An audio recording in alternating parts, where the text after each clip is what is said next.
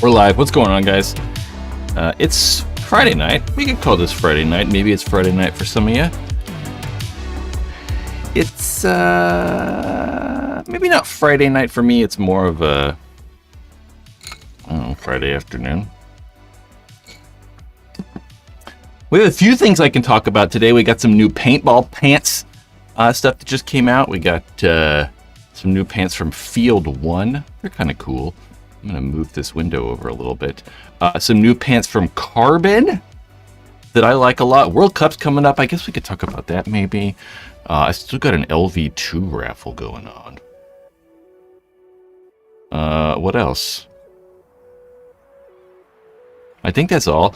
I want to ask people for old stuff, so I have this like list of old stuff that I'm literally thinking about right now. We're not going to have to do that. Anthony, what's up? Yeah, I got a list of like old stuff that I kind of want, so we'll probably talk about that at some point. Joel, well, Joey, I'm sorry. I don't know why I said Joe. Joel? I don't like these headphones on. There we go. Well, you said CS3 rumors. Yeah, I think that coming up here in 3 weeks?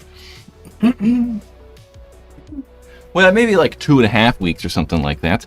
The NXL World Cup is coming up. And typically, yeah, at World Cup is when we see a lot of new paintball products. I don't have the pictures of that, like, you know, I don't know, a leaked version of the CS3. But every year at World Cup is typically when we're seeing new products. It's right at the end of the year, you know, so it's at like that Christmas, you know, shopping time season. So it's when we typically see new guns. And there have been those leaked photos of someone using, we'll say, some sort of new spool valve from Planet Eclipse. I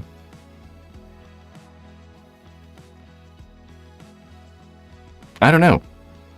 You know, I never know what to do in these situations because I always like kind of like know more information than I probably say. But most of the reasons I do that, or the reason I do that, or the reason I don't, we'll say, share all of the information I have, is because a lot of the times people tell me that, you know, in confidence. Like I'll talk to a manufacturer or, you know, a tech for a company or something like that. And a lot of the time they're telling me that to give me like context maybe for a review I'm doing, or, you know, whatever happens. You know, I've known some of these people for, you know, decades almost. So sometimes we just talk to each other. And I talked to people about, you know, the new possible Planet Eclipse guns, and I'm confident we'll probably see new Planet Eclipse guns. I don't know if it's necessarily going to be a CS3. I know there's rumors about a CS3. There's rumors about a new 180R. And then there's also,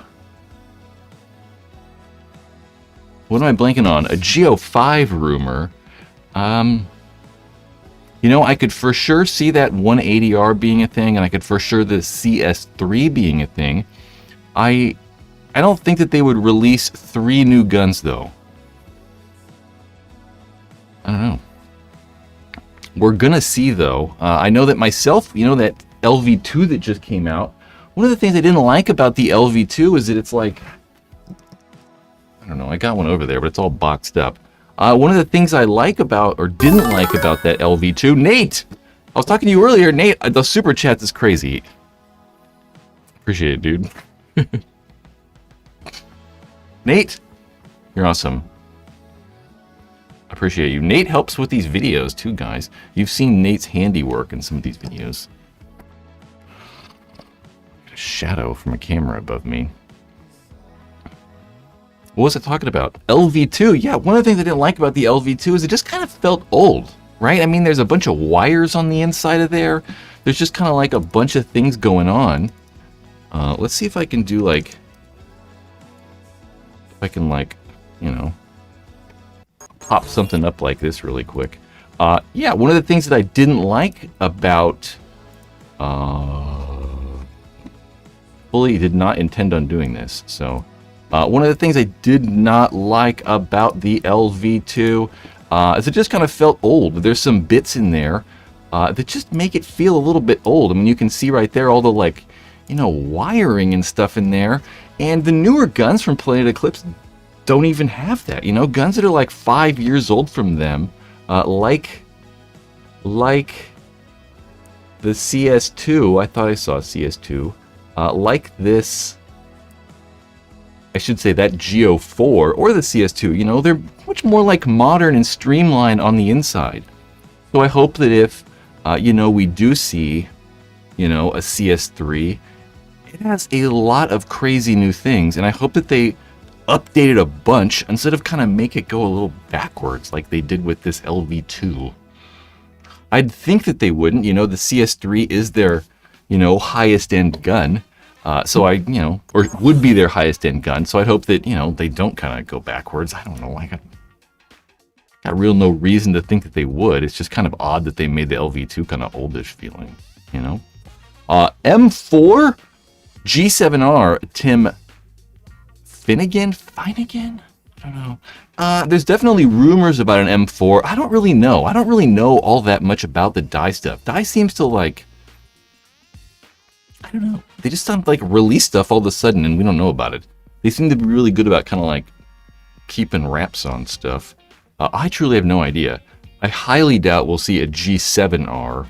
I mean, it's possible we'll see a G7R, but I don't think you'll see one for sale. It's probably going to be, you know, some time until we see that. Greetings! That's a Klingon. Is it the Klingon? Like, my chat's too small. It is. I thought that was just a wave at first. It's hard to tell. Who won the raffle? Nobody won that raffle. If anybody wants to partake in a raffle, currently, right now, there is a raffle going on for this thing. The Planet Eclipse Ego LV2 over in the Paintball Ruined My Life Facebook. There's probably about 10 spots left for this. Tickets are $20.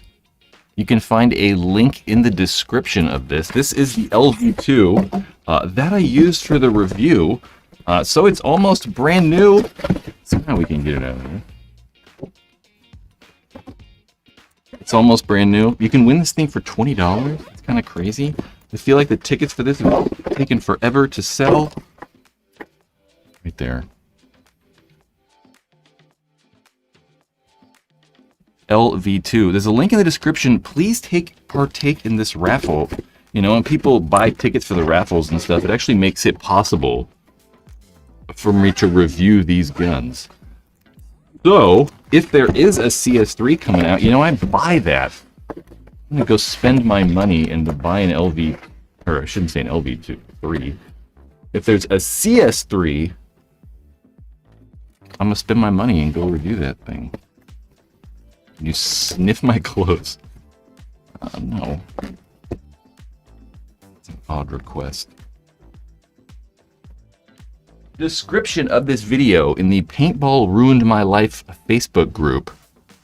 You can partake in the raffle. There's like 10 spots left. Yep.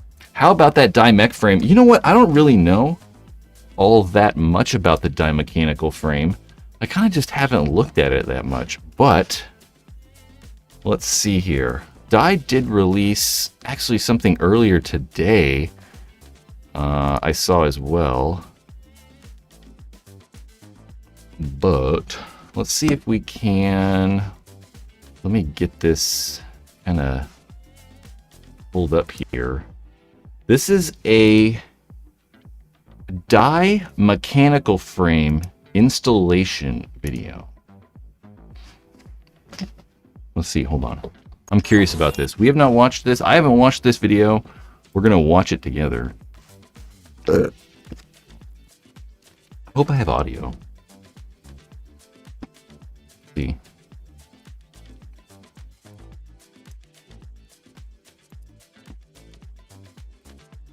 We are here and checking out the DSR Plus Mech Frame for the first time. Okay. We're going to be installing this on a fresh new gun. Here out of the box, you got that blackout copy. Tell me, like, you know, in the chat room, let me know if anything crazy happens, like if the audio stops working or like, I don't know. Let me know. It's kind of hard for me to tell, and I don't. There's so much always happening in these live streams, you can't lose track of what's happening. Here we go. Okay, so this is the We're gonna go ahead and new remove die the foregrip mechanical by loosening frame up being the bottom installed on the DSR. As you'll see here, we're going to go ahead and remove the 5/64 Allen keys that hold the front of the grips on. Although these come with your gun stock, they are not absolutely required during They should gameplay. flip it. But They should nonetheless, flip need to be it so removed. you're looking So like, that's what you you'll see here. know, the other way. As we move through those, we're going to pop the grips off, and we're going to release the front and back frame screw. We're going to go ahead and remove the bolt, and remove the 3 32nd Allen keys, locate the front frame screw, loosen that up. I don't know. I don't know if Get we're going to the watch one this whole that thing, comes guys. right down through the Maybe top. not too exciting. Let's like skim through this a little bit. Oh, there we go. Screws. And the third has spare O-rings in which we can set aside.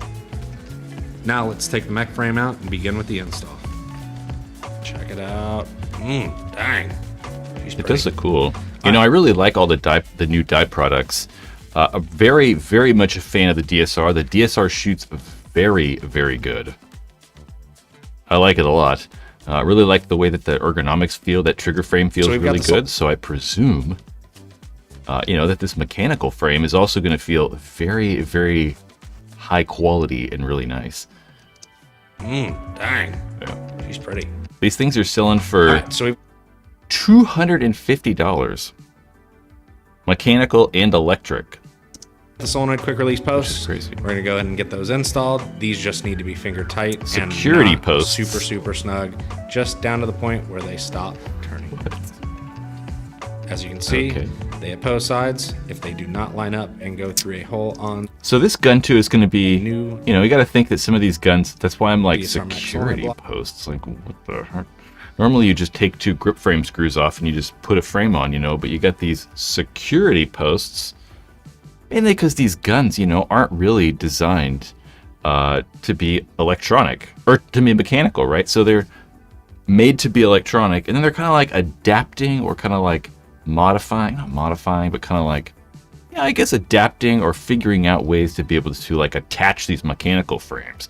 So it might not be like the cleanest, simplest way, whereas, you know, some of these guns are, you know, designed to be electronic and mechanical.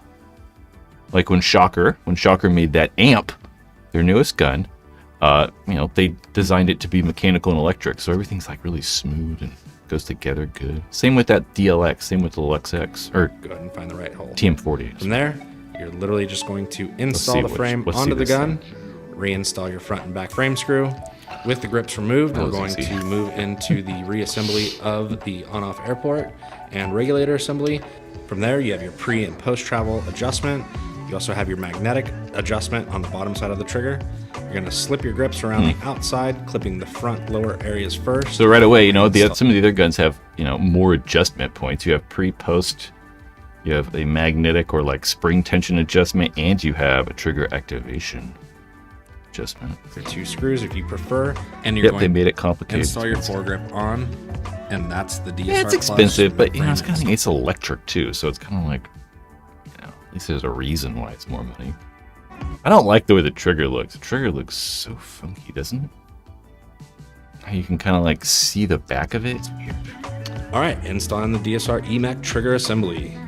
What you're going to do is obviously use your single trigger. Wait, did anyone notice he called it an EMEC? You know, I think that there might be a better term for that. Lower areas first. Reinstall your 2 screws if you prefer, and you're going to install your foregrip on, and that's the DSR Plus mech frame install. All right, installing the DSR Mech trigger assembly. There's definitely a going to better do word is for that obviously than EMEC. Use your single trigger that is backwards compatible. So To here's the fit all your electronic one. electronics into it. You're going to reverse the same thing that you just This is did. what I'm more Remove your interested bolt, about. Take your screws out to get your grip frame off, and then we are going to pull the trigger assembly and solenoid assembly out of the grip frame. And to do so, you want to remove the 4 screws as shown here. In doing that, the entire gosh. trigger assembly will come out, and with a gentle push from below, you can then remove the mechanical solenoid block from your frame. You will then remove the one Phillips head screw, which will allow you to remove the rubber plug from the back of your frame. This is where your OLED screen will go. Now let's grab the stock DSR Plus electronic frame with all components inside. Let's remove the Phillips head screw that holds the top connector board to the frame. At this What's point, weird is, you know, you'll these remove the electronic two guns, like screws an that hold your electronic circuit single board in. trigger frame gun, you know, You'll remove the one I don't know if there's a Phillips head point. screw that This holds is a the lot of OLED like screen cover, stuff. and carefully remove the joystick and joystick grommet by gently Are you pulling guys it out. seeing this playback okay? Now from here, we're going to go ahead and remove the OLED screen and circuit board out of the frame. In doing so, we want to be very gentle with removing the circuit board to make sure that we don't destroy or damage any of the pins that connect the circuit board to the OLED screen itself. Anyway. So, you gotta go through a We're gonna go big ahead and long remove process. That top frame connector, feed it back down through the frame. It does keep. This is a lot From of here, we're work. going in place. I mean, obviously, you're literally removing all the small electronics from the trigger from the double adjustment trigger to frame take and place. installing it. From here, we're going to make sure that the trigger actuates the micro switch, slide the on-off ASA back on, reassemble the two screws, and install. And then next, we're going to go. When installing for the first time, make sure that this trigger pin goes in and is flush with the inside of the But body. look how cool this trigger looks. This trigger So looks from here, way we're better going to make in sure there that the than trigger versus that, like, actuates the mechanical micro one. switch, slide the on-off, and then install the front and back frame screws. Done. You are ready to get into action. Well, Frame connector. so one of the things that I think is back down kind through of the frame. odd about this, you know, And is go ahead that and pop your circuit board straight but this out. might have been something that was really cool, maybe like, Anytime you're having troubles with this, do not force anything. I don't know, we'll say, Everything like- come out nice and easy. actually, hold on, I'm like, Now we are I'm going to experimenting do with the this audio reversal right now, back real into time. the single trigger frame. Yeah, one of the things that I think is kind of like odd about these is that Allow you to, we'll say with most of the guns that were like without having making screws to hold the cylinder. single trigger, you know, you're doing it to make it mechanical. So the whole reason is to get rid of those electronics so that the gun's a little bit more simpler, it's a little bit more reliable, it's a little bit just, you know, simpler and easier. It makes it a little bit more old school. I really like the mechanical feel that, you know, you're pulling the trigger and the gun like actually shoots when you pull the trigger, and you can kind of like feel it, right? You can kind of like manually feel, you can feel the gun shooting, you can feel it like the trigger firing and all that stuff. So it's kind of cool. You're a little bit more attached to the gun, right? You're a little bit like more in tune with it or something like that. And when you make it electronic, you're just going, you know, back to not being as attached or like in tune with the gun. And I'm not necessarily sure if it's going to shoot any faster with the electronic single trigger than it would with the mechanical single trigger. I mean, one of the good advantages, or, you know, good things about a lot of the newer mechanical guns is that just technology and manufacturing and machining have gotten so much better that we're able to make, you know, these mechanical guns have very, very short trigger pulls. And, you know, having that very short trigger pull, it's going to feel really similar, you know, to an electronic single trigger figure, to an electronic single trigger gun.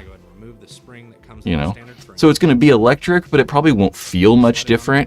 Or I should say it probably won't shoot much different because the trigger pull is going to still be, you know, really lightweight and short. And it's just, you know, it's just going to be electronic. It's not going to be better or worse. I don't know. You know, I seem to think about, like, you know, back in the old days when we did have some single trigger electronic guns, like the Angel LCD, like this right here. I actually have one somewhere right there. The top and bottom pre and post travel screws. Eventually I'll get it, you know. Adjustment to take place. Let's do this. I have a Angel LCD. Ooh. Oh, the problem here is there's no real light. Oh, I also forgot that. Yeah, the Angel. Ooh, we're really wobbling. That Angel LCD. You know, that's a single trigger. But this was back when guns were like big and weird, and they couldn't really make these guns good mechanical single trigger frames. They've just been huge. I mean, the bottom of the gun would have been massive. There'd have been some like weird thing coming off the side. So I don't know. I don't even know what I was talking about. I just thought about this. I know we're hearing about like single trigger electric guns, but yeah, this is cool. This is just really old. You know, back in the day, there used to be, you could get this, you could get an Angel single trigger, you could get like a Shocker, old shoebox Shocker in single triggers. But if you wanted a single trigger, you know, good paintball gun, it had to be electric. There wasn't really a mechanical option, unless you wanted like a autococker or something cool like that. So how are we doing? I haven't seen this chat moving at all, but a lot of the time when I get like on a roll talking, keep having like weird streamy problems too. There we go. Caden, any clue what MacDev is going to release? They were teasing us on Instagram. I know, I saw. I don't know though. We'll answer that. Black Friday paintball. I was gonna yell Junior Brown. BFP gear. Black Friday paintball gear with a 1999 super chat. Thank you, friggin'. That's a little delayed. You guys, Black Friday has always been helpful around here, guys. Obviously. They just got the dye mechanical frames in today. They look nice, and we will get a shooting video up soon. Well, there you go. We were just talking about it. I don't know if you were watching. Junior, I assume you're Junior. Junior, well, I don't know. Yeah, maybe, I don't know. BFP gear. We were just talking about the mechanical frames. I think it's cool. I really like the like ergonomics and stuff of those. I am very eager to try one out. That's cool. They already got them in stock. That's really neat. I know that like pre-orders just end, so that's really fast. I'm tempted to go to the paintball store and feel one in person. Okay, Caden, your question was, any clue what MacDev is going to release? They're teasing us on Instagram. I don't know. I truly don't know. I don't know. I did see that, like, I don't know, just like logo teaser that was like, you know, didn't really show anything on Instagram, or I don't know where I saw it, but yeah. Unfortunately, that's all I know. I know I have not been too pleased with the previous MacDev guns. Dude, I so lose track of MacDev. Like, I don't even like think about MacDev ever. They like are totally off my radar. MacDev paintball guns. Like, I don't even know what the most current guns they have are. The Prime XTS. I really have no idea. It had the letters GT and 2. Well, this maybe I would assume a GT2, but it's like all their guns, right? I don't know. I really don't know. I don't know anything about MacDev, you know. I bought an XDR. I bought one of these. I bought one of these things. And you know, it shot, you know, I put a shooting video online. And I don't know, it worked. But I mean, it was $850, and that's just a ton of money. It did not feel like an $850 paintball gun. And you know, I got like this thing. I got like this mechanical frame too. So like, I got the mechanical frame. I bought this mechanical frame for it, and it doesn't work. It never worked, and I don't know, I just find it weird. Like, you send me the mechanical one broken, you know, like they knew I was going to do a review on it, and it doesn't work, and I don't know what to do with this thing now because I sold the gun, so now I just have a mechanical frame. I don't know, you know? One of the things that, like, I just don't want to do is I don't want to make just videos that are just like, this gun sucks, and like, ooh, just don't buy this, and whatever. So, it's unlikely if a product is bad that I'm going to make, like, some big video about it. I just don't care. I don't want to talk shit about stuff, and I don't care. I'd rather it be fun and exciting and cool for me to make. rather than just this thing's terrible. So I didn't make that XDR video. Yeah. I just didn't even make the video. So my advice, don't buy it. Don't buy just don't buy a Mac Dev gun. I mean, really. Not worth it. Someone said something about Formula One. Not paintball related. What's your predictions? F1. God, I don't know. I have no idea. You know, Formula One's so boring. It's like the most exciting thing ever, while simultaneously being the most boring thing ever. It's like exciting for like a minute and a half, boring for like an hour and 10 minutes, and then exciting for like another 3 minutes. Yeah. Because, like, you know, the beginning of the race is kind of exciting, and then everybody settles into their spots, and then we just finish out the laps. It's like, man, I don't know. So, I don't know. I don't know. So, I've kind of, like, stopped watching racing so much. I used to watch it all the time. I mean, I'll still watch this weekend, right? Like, they had practice today, so. Watching, like, last weekend in America, the times were so crazy. I was like 3 o'clock. I'm used to watching races at like 6 a.m. It was weird. It was like, it's just odd. Anyway, what else we got to talk about? Sort of like X-Ball. Yeah, I'm with you. I mean, paintball's boring to watch too. It's not the most exciting thing. I mean, it's gotten better. I think that the layouts, and it's gotten a little bit better. We don't see as much standing and shooting as much as we used to. I mean, we still definitely see a lot of standing and shooting, but it's not as bad, I think. I don't know. Where's my mouse cursor? World Cup layout. Yeah, we can talk about that. I actually wanted to get like a little bit of like, I thought about that like right before we started this thing. I have like the layout. I downloaded a couple images, or not images, but I, downloaded the layout. I don't know. I don't know what I'm talking about. What's going on here? There we go. Okay. Boop. Let's just make it a little bigger. Yeah. So one of the things that's kind of weird, you can see my cursor, right? Yeah. One of the things that's kind of weird, maybe we can like telestrate on this too, guys. Oh shit. Look at that. Oh, we go with yellow. Man, here we go. Let's do this. Yeah, one of the things that, I thought was cool, and one of the things that I really liked, was this, oh, look at that, was the W right in the center. They kind of like remade this like big wall 50 bunker, which I really like. I'm huge, so I can stand and almost look over those bricks. I can like shoot out the top side of them. So I like that. I could like go to this 50 right here. Oh, why did it fill in? I didn't like the filling in. I could go right there and like, I think probably fuck that guy up every time. That guy's not gonna live. If I'm here, like, you can't go to the snake anymore. Like, I can just shoot down so easy, being so tall. It's like, ding, ding, ding, ding, ding, ding. It's real easy to shoot down at people.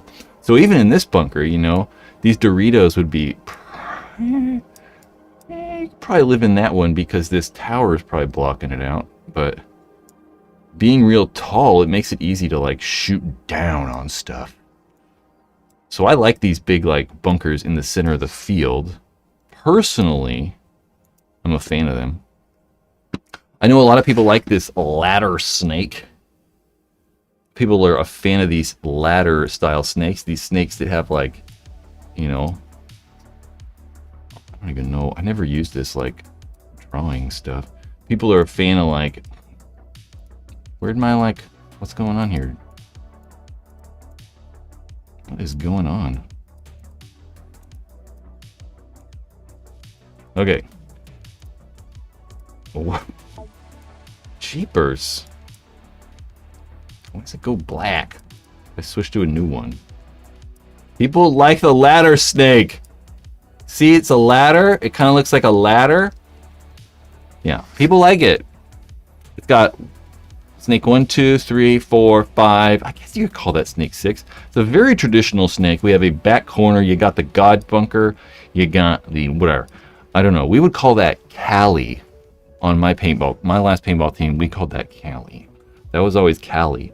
It was the bunker right out of the back center. Even if there was no back center, it's still Cali. So we have snake 1. Yeah, very traditional snake side. I mean, look at the snake side. Very traditional. It's kind of like what you would make a paintball field. If they're like, figure out how to make a layout, it'd probably look a little bit like that.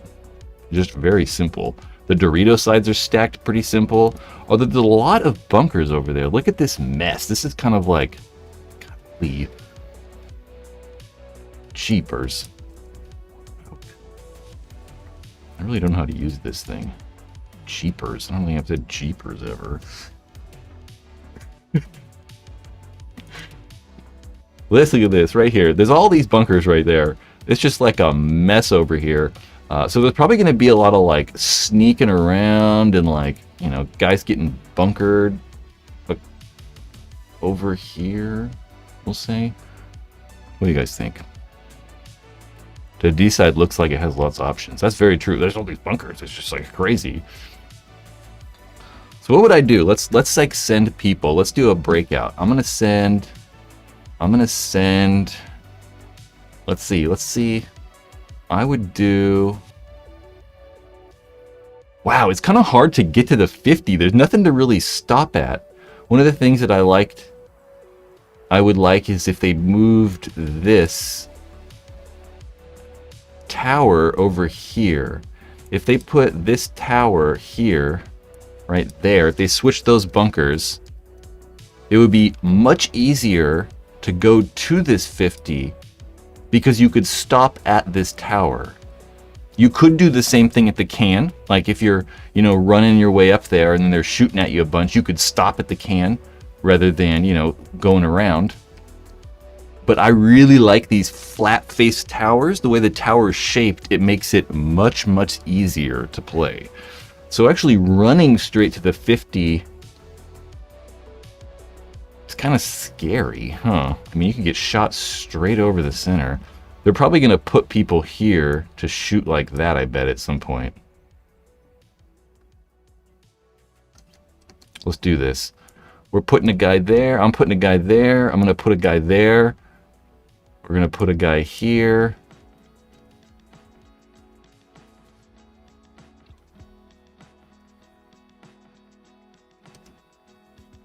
I'm going to put a guy here. Put a guy... Oh, gosh. I want to go here. Man.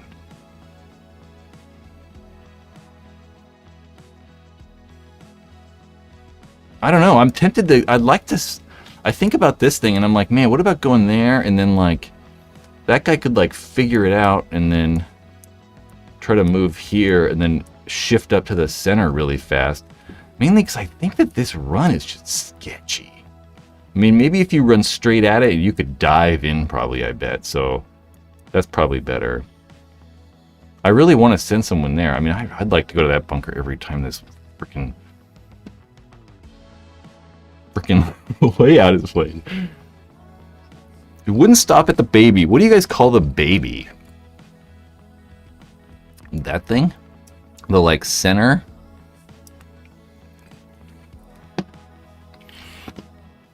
I don't know. It's definitely a more traditional layout, which I kind of, I don't know, don't like as much. But again, I really like how they put that like, you know, big old monstrosity right there in the center. It makes it easier for me. Yeah. It's a good one. I lost my train of thought.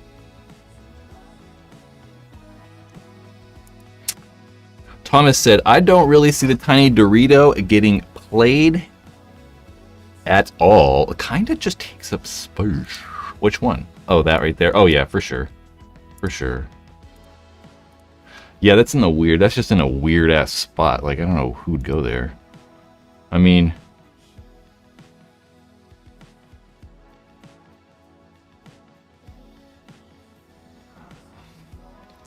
Yeah, I mean, the only reason you're going here is if, like, somehow there's a guy shooting that right there or something. I don't know. Yep. How tall is that, W? Well, let's say those center things. Let's go back to my main camera. I would say that those center cube things are probably like this, right? The, like, very center one is like this, so it's that big flat tall one, and the things on the side, those like wings, they're like 7 feet maybe, somewhere in there, I think. Yeah, so we'll say that we got about, that's about, well, I hate how it like switches off my pan. The middle part right there is probably about 4.5 feet tall or something like that. That is about 7 feet tall. Right there is probably about 5 feet. So this whole slant right there is like 2 feet. The baby Dorito has a lane to the snake entry. Oh, shooting it. Let's see. Let's see. Let's take some of these away. Oh no, I don't want to convert it to a PNG. So like, well, let's use this one. So, oh yeah, for sure, huh? Well, oh no, probably not. I mean, technically, maybe, like, you know, technically, but shooting those gaps are so hard. Like, you know, even if there's like, you know, a spot, you know, it's like so hard to shoot that. Like, it's really hard. I mean, you have to like, because there's no leeway at all. You don't know at any time when someone's going to run through that, right? Because you're totally blocked off from over here, you know, really. So it's like you don't really know when someone's going to go through. So you just have to be constantly shooting. And they're only probably going to do that in pro. That's a far shot too, you know, like that's a long ways. You can definitely do it. I mean, you can definitely do it from this thing. You know, that's what I'm saying. You get that close and it's like, I mean, you could shoot that guy almost every time if you're that close. We'll see. Coming up, November 10th and 13th, 2020, right there. You guys can see it. 2022 in Kissimmee, Florida, right outside of Orlando, Florida. Kissimmee's okay. I mean, you could go there and, you know, ride a bull in Old Town. We used to go to Old Town all the time and, you know, ride a mechanical bull. It was kind of fun. My team's breakout is we all choose a guy, and when the game starts, we just all run and bunker our guy out. I like the idea. I was trying to get us all to like last week.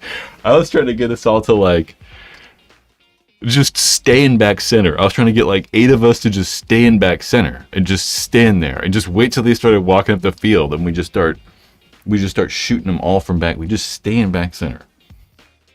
All of us. No one wanted to do it. Comp Paintball. Whoa, a little loud.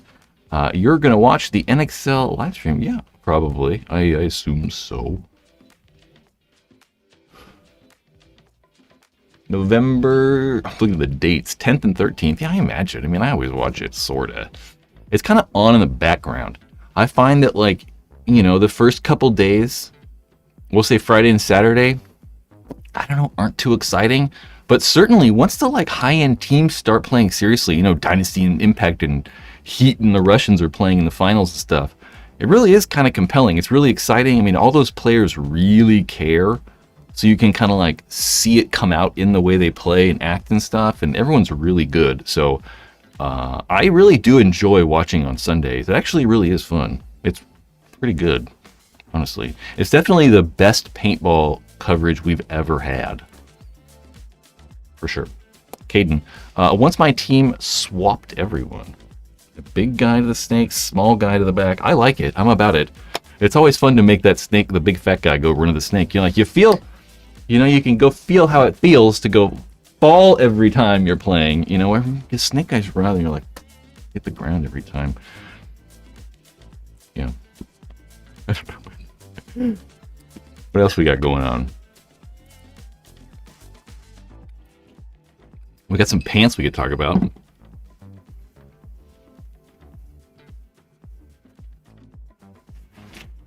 I have a few pairs of pants here. These pants are always like a... I guess we'll leave the price tags on them. Pants are...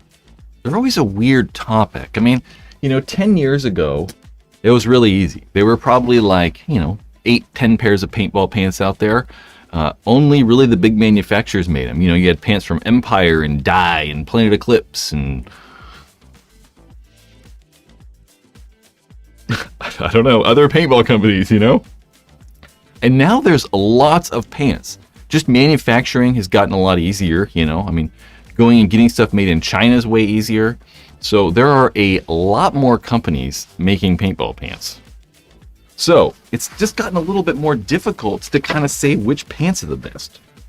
And today I have two. We have the Carbon CC pants. I have like a body cam set up. We're going to try these on and everything. The Carbon CC, it's a little bit dark though, huh? The Carbon CC, these are brand new. The Carbon CC pants and the new Field 1. What do they call these? These are the Field 1 Guard pant. The Field 1 Guard. They're both $150. They're both, that lightweight style tournament pant.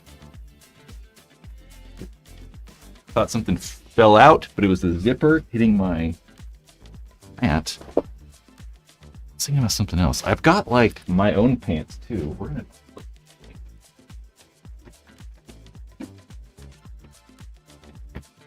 for the moment. I think my paintball pants are in here. I don't know.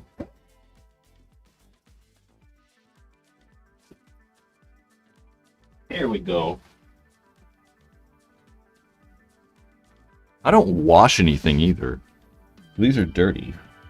So these are the HK Army TRK Air Pant. They smell like paintball. These are going to be probably the most similar thing. Woo! These are also a extra large. So I have to wear these pants slightly larger than my body would wear them. Like I would really probably prefer the large. It would probably actually fit my waist a little bit better because I'm so tall. I kind of need like big pants. Oh yeah, I don't wash paintball stuff. I mean, I do every once in a while. I played in these a couple, 6 times. Okay, so what I want to do is we're gonna try these things on. So I'm going to switch microphones and switch cameras. So bear with me here while we try this out.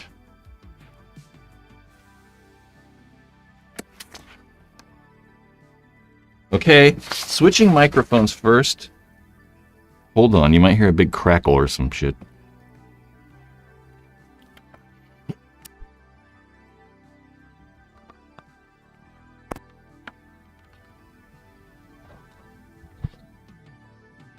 We're going with that microphone now because we're going to move our body. I like this idea. This is going to be interesting. I think I'm going to have to put these pants on with one hand. Okay, body cam lined up. And then we got to turn another light on too. Look at that. Boop! Oop, you can see me kind of. Okay.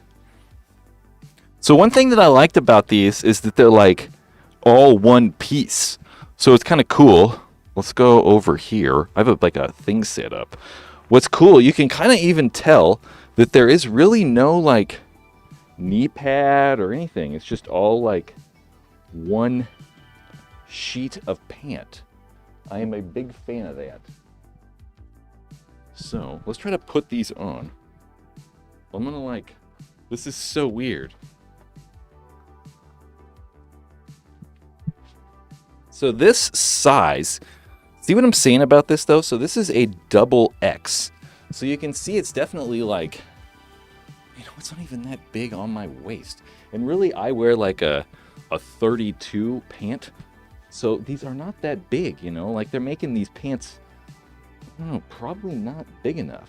But one of the things I do like about these is that even in that large size, or if I get these in like an extra large, they're not super jogger fit. So they're still a little bit bigger. You can see even on like that leg right there, it's kind of just a normal pant leg. You don't have like, that really tight cuff. I've kind of gotten tired of joggers, so I really like how these are kind of just more like a normal pant. They're just like a very lightweight paintball pant. They're really cool, and like I said about that, they're all kind of one piece, but that knee, you can kind of see that like that fabric is a little bit stiffer right there.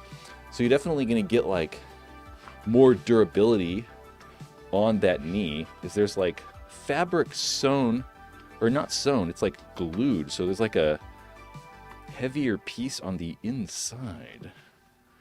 You can kind of tell. It's cool. They have zipper pockets, like, hard to do with them not really on. All the other paintball pants, they're cool. I really like these. The whole reason we're doing this thing is just because I really like how these are just like such a simple pant. Whereas if we put on, if I go back over here, I know it's like OnlyFans. I'm going back over to this chat room. If I stand like this.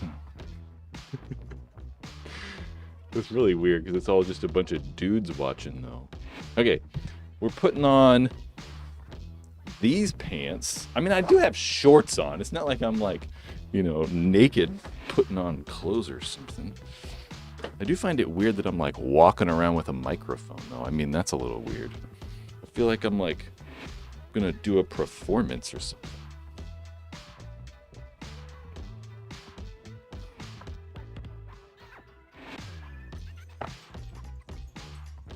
So this is a size smaller though. So this is an extra large, but there's no sizing on this. But this is probably like literally perfect for my waist, I would assume.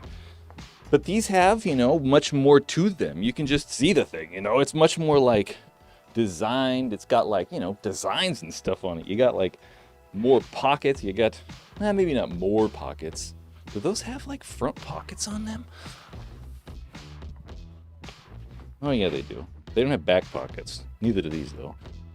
Both have pod swabs, but these have, that like jogger fit, which isn't necessarily bad. Some people like that. Some people specifically like that smaller, pant leg. I don't. I've gotten kind of tired of it. Everyone's wearing joggers, and I just don't like it. One of the things I do like, these have a zipper right there on the inside. I don't even know if you can see that. Zipper. So kind of if you want, right? You could like unzip them and like, maybe they're not as joggerish. They're a little bit bigger. I don't know. I find these knees kind of odd though. Normally on these paintball pants, we're getting knees like, they're like this. They're like, they're like stiff. And these have like weird flexy knees, like the fabric's all like flexible, which is a little odd to me. So I don't know. I'm not really sure how long these knees are going to hold up. Although most of us nowadays, we're playing on AstroTurf fields. So I don't necessarily know how big of a problem those style knees will even be. Paintball pants. I really just like those CC ones a whole lot. I'm a big fan. Really like the carbon stuff. All right. That was our segment on pants. Switching microphone back. Because I don't want to hold the microphone. Okay. Mark says, I destroy every pants I have. You know, I don't know. I haven't been so hard on pants. We used to go through pants, it seemed like every week. I'd go through a pair of paintball pants a week. But now playing on like the turf and stuff, we're just playing on like a better, I think better environments and better like playing conditions. So I seem to not like destroy them so much. Caden, concerning, they're flexible because they are not rhino skin. I don't even know. Or maybe tears or reps. I don't know. I have no idea. But, you know, being flexible, maybe it even like, you know, rips less because it's flexible. I don't know. Who knows? Any baggy options, you know, there really aren't a lot of big paintball pants, you know, there just aren't. Most of the stuff has become small, jogger fit, all that stuff. Yep. There really aren't. It's kind of a problem that even I run into, you know, like I'm not like overweight, but I'm like big. I'm taller than average. So I seem to, when I get the joggers, they, you know, fit my body higher. So they're a little bit more narrow in the legs. So I end up getting pants and they're just like skin tight on my legs and stuff. So I've always struggled with like, you know, getting these newer paintball pants to actually fit my body well. Hence why I have a double X over there. And like, these are an extra large. Like, I don't really think I should wear an extra large. I don't know. I just think there's more variance in paintball body sizes. So it's a little odd to me. Any good woods ball pants? You know, if I was playing woods ball, I'd probably just wear pants. I don't think I would buy any specific paintball pants. I'd just go buy, you know, Carhartt pants or, you know, heavy cargo pants or just a pair of black pants. You know, like, I don't think I'd wear anything really specific. Yeah, I was going to say mainly because you don't need to, but you don't need to, you know, wear paintball specific pants ever. I mean, one of the reasons that, you know, I like specific paintball pants or, you know, like these HK pants that I've got around here. You know, I like, you know, these paintball pants because they're, you know, so lightweight. Someone said 511 tactical, you know, for sure. They're actually probably a great option. They have good, inexpensive stuff too. Yeah, one of the reasons I like, you know, paintball pants is because they're, you know, so lightweight and breathable, and, you know, they got some zipper pockets. They got a, you know, spot for my swab or pod. But when you're playing, you know, woods ball or something like that, you probably don't want this super lightweight pants. You probably want something a little bit more durable, something that's, you know, not going to get caught on a twig and rip really easy, like some of these lighter weight, less durable paintball pants. Yep. Caden, he likes his track air joggers. So do I. I really like those things. They're great pants. They're durable enough. I mean, they're durable enough for what we do. I don't know if they're the greatest for probably like, you know, a hyperball field, or not hyperball, but like woods ball or something like that. Yeah. I don't know what else we got. I don't know what to talk about. I have like ran out of things to talk about. Nate, let's go play woods ball on Sunday. I don't want to do that. Nate, that was trying to get me to go play. I'm like, it's so far. I just don't want to like. I just don't want to drive that far. They need a pant to hold a pod or two. I find myself taking off my pack mid-game.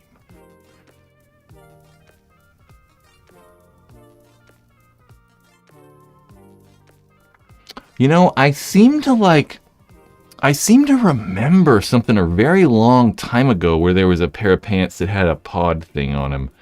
But I may be mistaken. I might be wrong. I know that there was a tank. There was certainly a tank with a pod holder on it at one point. There was a tank with a swab holder on them. Mark, I thought that was you. I have no idea how to pronounce your last name, so I'm not going to try. Yeah, I seem to remember that. And I remember back in the day, too, us, like, holding pods when we started. Like, I'd always, like, at tournaments, I'd have, like, a pod in my hand. And I'd literally be holding a pod, like, shooting, like, off the start. Kono Raj.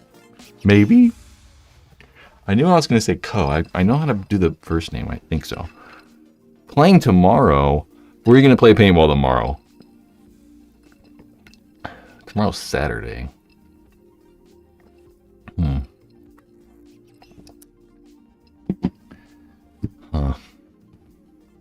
I am kind of excited about World Cup. It's been a really long time since, like, we've seen a bunch of guns. I mean, you know, COVID totally screwed paintball up.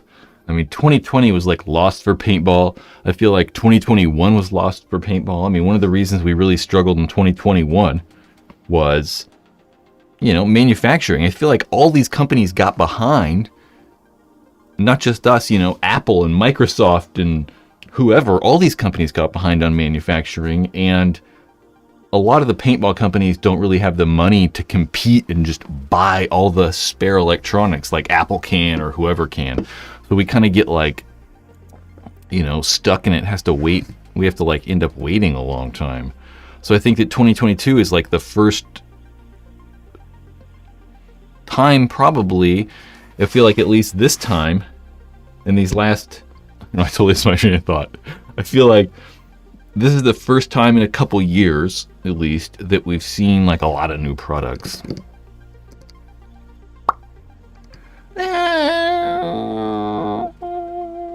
Yeah, I mean, it kind of is. I mean, I think the Planet Eclipse is just taken away, though. Planet Eclipse is becoming so dominant with, like, you know, gun sales and all this stuff. It's kind of crazy. So it's gotten a lot harder for these other manufacturers, you know, where Planet Eclipse has, like, at this point, probably like 70% of the sales over $500 or something like that. So with such small sales from the other manufacturers, it's difficult for companies like MacDev and Dye to just compete and make more and more products, because they're just not selling as much as they used to. We'll say just because Planet Eclipse has gotten so good. Thomas, what's the best place to order paint from online? No one locally carries high-end paint around me. Well, I don't know, honestly. I mean, I don't know if there's a good place to necessarily... I don't know. I've never bought paint online, so I can't honestly tell you.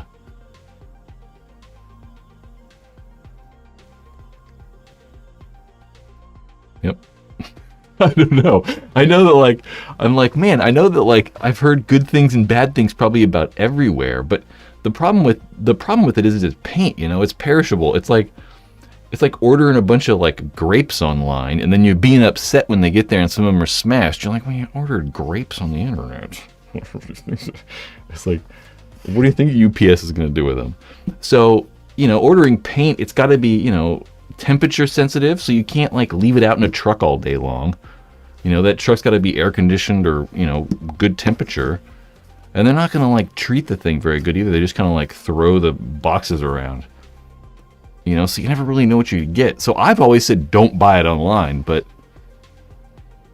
you know, that's crazy though, because if any of these people, if you have a paintball store or a paintball field near you, they can get high-end paint. So maybe ask them, maybe say, like, you know, can I buy like 5 at a time or something like that? Or, you know, how many, you know, because, you know, if they're a paintball store, they can get anything they want. If they're ordering paint, they just throw they just throw 5 more cases on the top of the pallet of the skid. I don't know. Someone said, I ordered HK level 3 from Annis Gear and they packed it so well, not one ball broken. That's awesome. That's great. I mean, yeah, there's a person. ANS packed it and shipped it well, but it's so, like, contingent on the UPS guy, you know, why he just dropped the box, you know, and all of that, like, force, you know, that bottom ball at some point is going to take some impact, so you never really know. But yeah, I imagine though, or, I mean, I don't know. It's been so long since like, I've never ordered paint online. But they've been shipping this paint for so long, and you know, I'm sure that they've gotten better at it. So, Ace Ventura, yeah. They've got a package. They got a package, people. Shit. All right.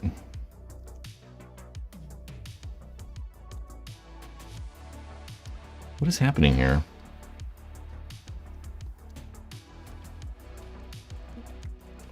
Oh, Ace Ventura. You know that I probably watched this movie. I've probably seen this movie. No joke, guys. No joke. I'm not joking here. I've probably seen this movie 400 times.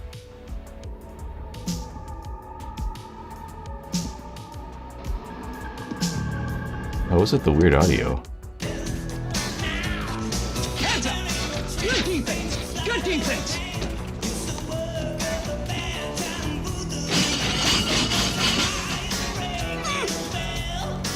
Dan Marino.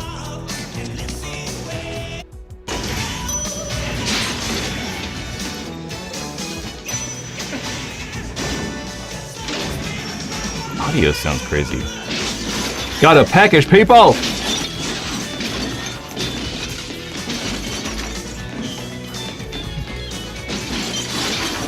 I don't know why I'm not showing this over here. It's the only thing that I meant to do. We're going downtown. Audio sounds just crazy.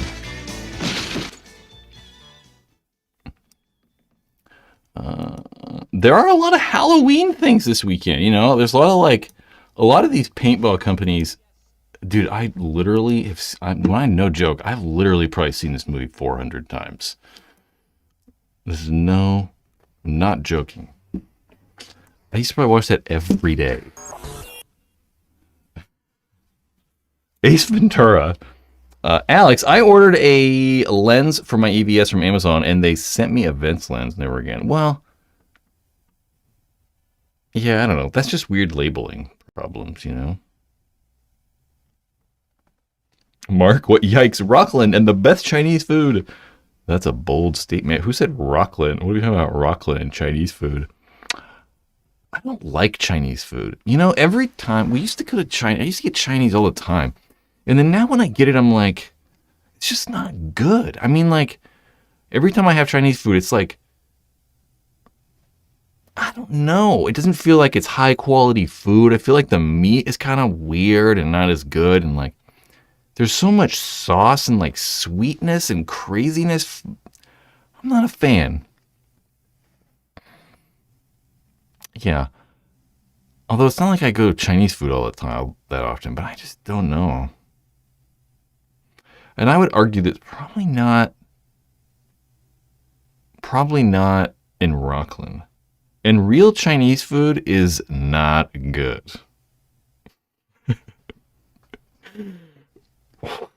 Real Chinese food's not good. MSG's fine. MSG's great. I was actually looking at ordering a big thing at MSG and like adding it to stuff. You know, you can just order it online. It's actually not bad for you.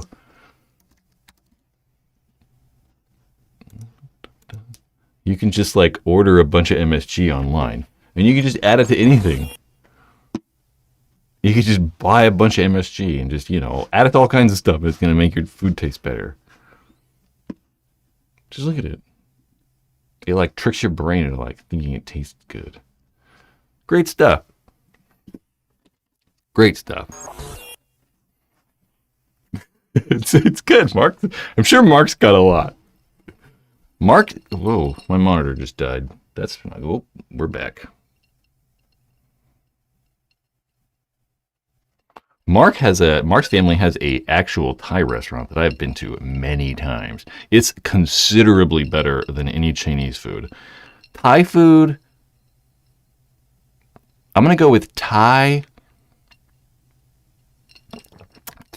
and Indian are my favorite.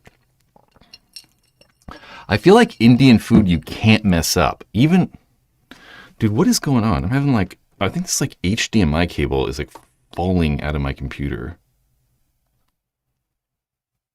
I don't know. Korean's pretty good. Yeah, Korean's pretty good. Thai and Indian. I just feel like you can't mess Indian up, and I feel like it's just very good. So, add MSG to cereal. I've actually never gotten it, but I have definitely looked into like buying MSG. I'm like, maybe I should buy this. Like, add stuff. Don't have Dave cook. I don't have Dave cook my food. I've had somebody's food from their family. They used to bring out food all the time to the paintball field. Not all the time, every once in a while. They'd have food. And then I feel like there used to be a bunch of Filipino players. There used to be, like, when we played for Fusion, I played for Fusion, a paintball team, and it was like half the team was Filipino guys. And they'd have like all kinds of cool food all the time. And I'd be like, hey guys, you want some hot dogs? My great American cuisine. Yeah. Real Chinese food though. I feel like half of my family, my fake family, is Chinese. And for Chinese New Year, we have like real Chinese food. And like, it's not good. We have like jai and stuff. I wonder if I could find jai. Jai. I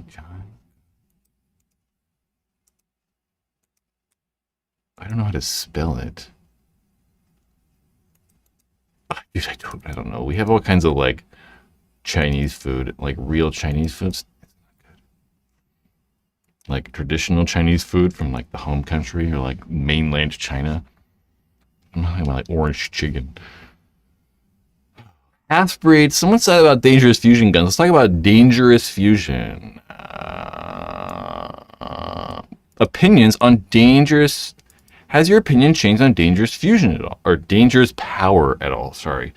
My fusion elite is wonderful so far. No, I still hate dangerous power. Yeah, I don't like dangerous power. I think that,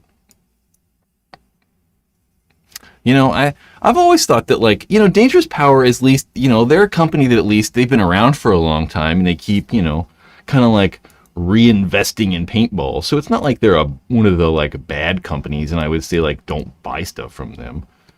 I'm like trying to read all this browser information at the same time. Yeah, it's not like I would say don't buy stuff from Dangerous Power. Oh my god, I'm sorry. You know, 14 things.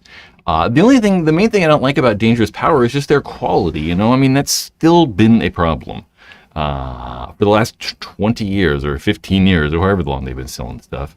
Probably not 20. Yeah, it's just the quality. And I think that when we say quality, it's not that they're like, you know, awfully made and like there's like just like terrible like all the time. It's that like they're not consistent enough. So it's like, you know, you get 15 guns or 10 guns or whatever, and like half of them have problems. That's not good, you know? Where like, you know, you could have got, you know, that 50% or whatever the number is, that work really well, that never have problems, that, you know, you could keep for 10 years and it's perfect. But there's too many of them that have like hit or miss issues. So like they probably, like the Fusion Elite, you know, it's lightweight, it's probably air efficient, it's, you know, they're not really loud, it can probably shoot, you know, the fragile paint fine. It can do all the things the high-end guns do. So if you get one that works, great. But the problem is buying it, you know. If, you know, I'm just not the person that wants to spend, you know, like $1,000 and like hope it's going to work out, you know, like hope that I'm going to get one that works, where it's like, you know, if I spend $1,000 and buy like a 170R from Eclipse or something, you know, it's going to work. It's definitely going to work. We're not going to have problems. So it's my biggest thing. It's just like they're not as reliable or as consistently made as the other companies. I don't even know. Dangerous Power, I don't even know what happened to Dangerous Power. I'm pretty sure Dangerous Power is still around. I know Zodin is having problems. There's lots of these paintball companies that are having problems. There's some of these paintball companies that are getting sued by a bunch of people right now. I mean, isn't like HK Army is getting sued for all their Star Wars stuff. They made like, Star Wars headbands and stuff. They're getting sued by Disney apparently. That's what I've heard. That's probably not good.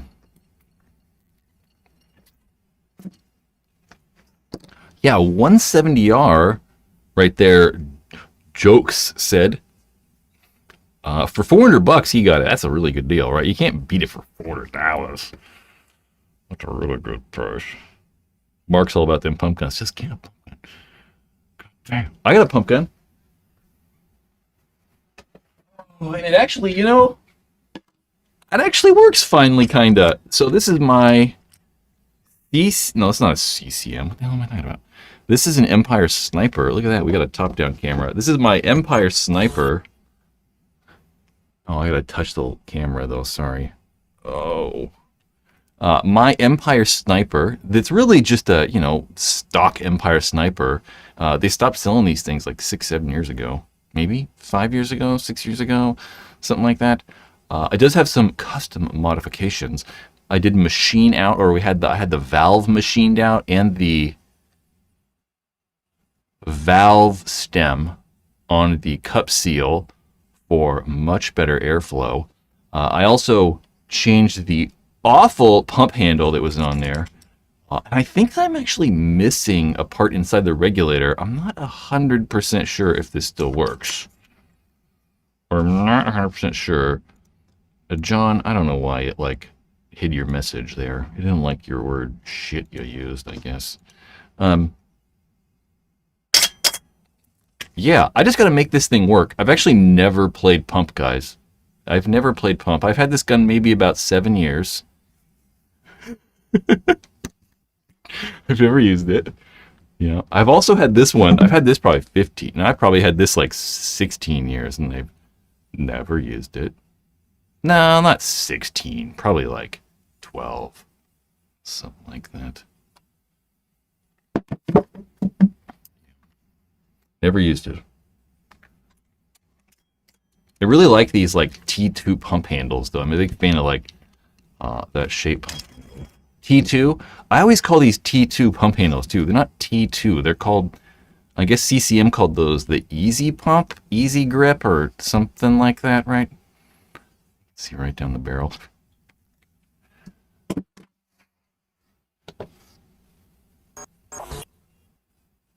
Yeah. Hold on.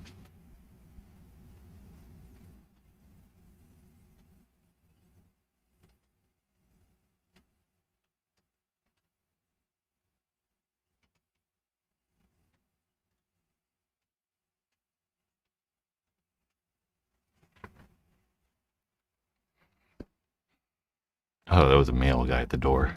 No.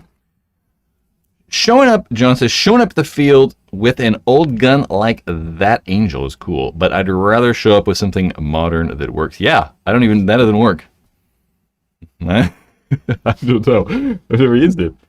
Actually, I don't know. Yeah, this definitely doesn't work. I need a battery. It doesn't take a charge, so it needs a battery, probably a board, a lot of stuff. Yeah.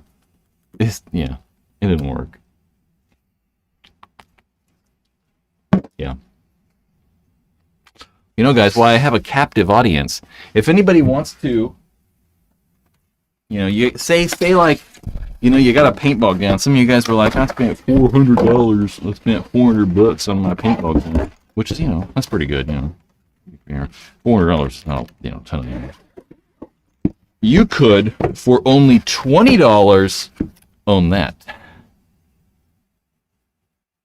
Hopefully it'll focus. The LV2 in the Paintball Ruined My Life Facebook group. There is currently a raffle taking place for this thing right there, the LV2. There is a link in the description to go to the Paintball Ruined My Life Facebook group. $20, guys, and you could win yourself that thing. So I used this one time, 2 times maybe. It's got like 15,000 shots on it. Mainly, purchased it for the review.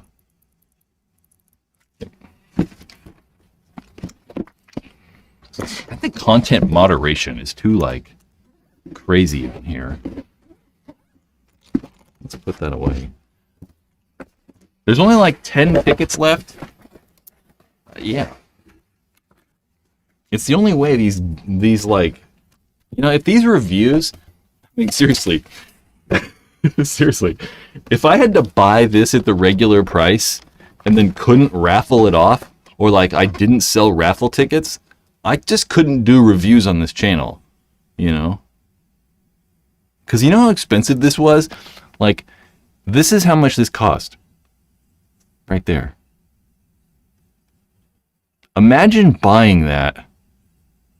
Imagine buying that to do a review on YouTube that gets like 30,000 views.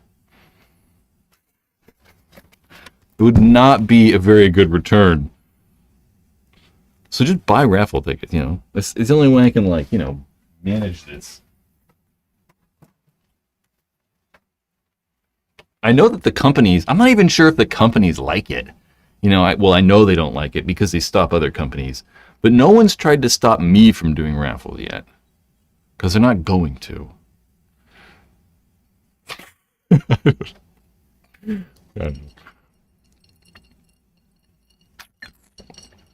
Raffles. There's a link in the description, dudes. I appreciate it. Everyone's like, support people. It's true. I mean, shit. You know. Hopefully I can do these live streams more consistently too. One of the hard things is I used to do these live streams at, like, you know, 7 at night and 8 at night and stuff when I got off work. And now I get up at like 6 in the morning. So doing them in the evening is exhausting. By the time like 4 o'clock and 5 o'clock rolls around, it's like, man, I just don't want to do it. So we got to try to, like, swing into these later hours. I'd like to try to, like, consistently at least try to do these around 4 o'clock, I think, on Thursdays. I tried to yesterday, but problems with the internet. Anyways. Justin looks forward to winning. I hope so, dude. It's pretty even. I mean, on the raffles, you can buy as many tickets as you want, but most people buy 1 or 2. So nobody really has, like, a huge advantage. I mean, some people have 4 or 5, but no one's buying like 20 or, like, you know, half the tickets or anything crazy. So there is, like, you know, it is kind of like fun. You know, there's a bunch of people that, like, partake in it. So no one's trying to, like, kill all the raffles. Ponage PB, what's going on? You are on the West Coast. You are on the West Coast. Think about the East Coasters. I assume that's what you meant. For sure. For sure. For sure. For sure. The problem, though, is, like, you know, if I've always tried to, that's why, like, later is honestly probably better, because this time's perfect for the East Coast people. I mean, it's like, you know, 7 o'clock.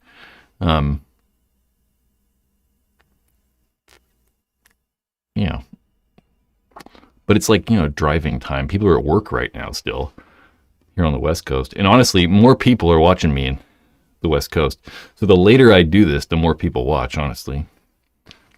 There's just more people out here.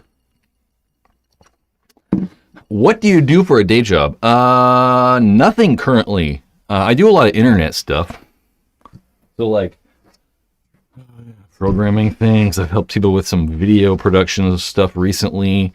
Lots of rando things. But I currently have no freelance or, like, current projects. Hence why you're seeing me do this. Got really nothing happening.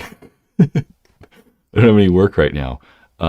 So lots of stuff. So, but hopefully, I mean, I always talk about, like, you know, doing more YouTube stuff, but it never happens. So I don't know. We'll see.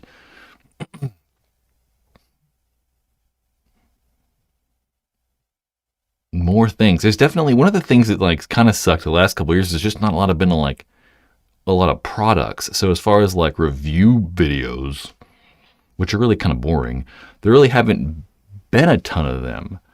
So hopefully with a lot of the new stuff coming out here at World Cup in a couple of weeks, there'll at least be some more things to talk about. We get to see maybe some of those Planet Eclipse guns. John, I appreciate it. it's pretty easy. It's kind of like send me PayPal. It's pretty simple. It's pretty simple. Mark, buy them all. They're almost gone. I mean, it's like there's like 10 left, and there's like 85 tickets, I think, somewhere in there. Adjusted opinion on paintball scenarios. You know what? That brings a bell. I did want to watch something. Are my headphones still on? Let's see. I did want to watch something. I actually was looking at...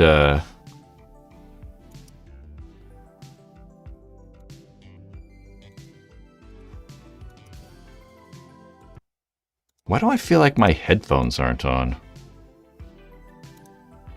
They're like not working. I'm not like getting any audio. Hold on, let's see if I can make this work.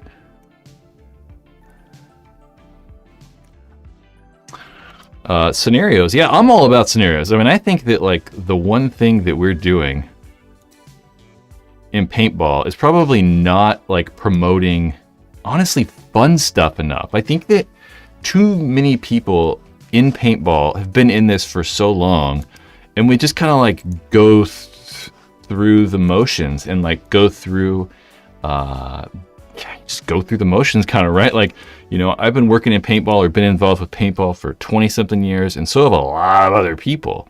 So I think one of the things that we forget is that like we really probably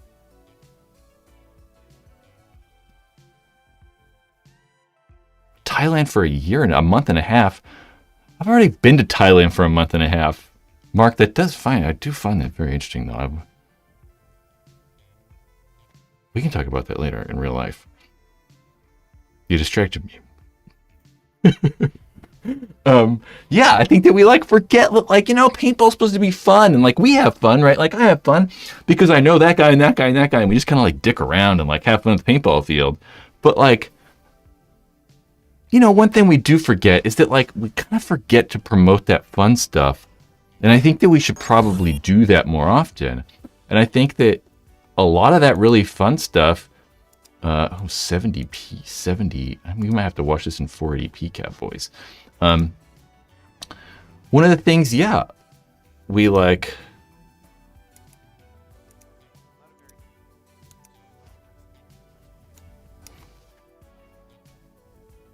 Yeah, we like forget that paintball is fun.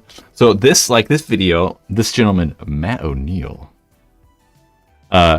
released, oh my gosh, my headphones were just really loud. This video of Invasion of Normandy, or better known as Ion, that takes place in Pennsylvania every year. Well, not every year, but it started to take place in Pennsylvania. And it's a huge event. Huge. It's a invasion of Normandy, so World War II recreation. You can kind of see that there's some, you know, like a helicopter right there, maybe like an oil dike or something, or maybe like another one. They're fantastic, and you can see everybody's like attacking, it looks like, into the woods right here. So you can see there's just a mass amount of people. And I think it's one of the things we just don't like, you know, promote this kind of like fun craziness as much as we probably should within paintball. Because I think these are like the fun things. Look at that landing craft invasion. Look at how cool that is. Running out of the boats.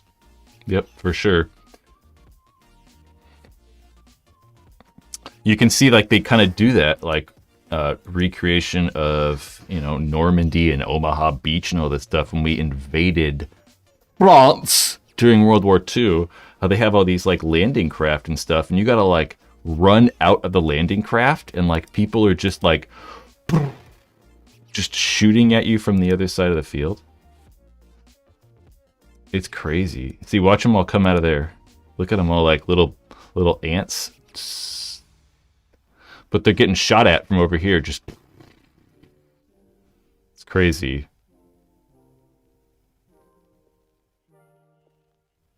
And then they'll probably, yeah, they'll funnel more guys into this craft.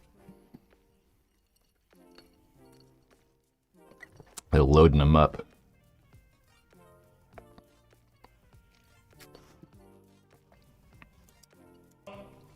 He does have some audio on this.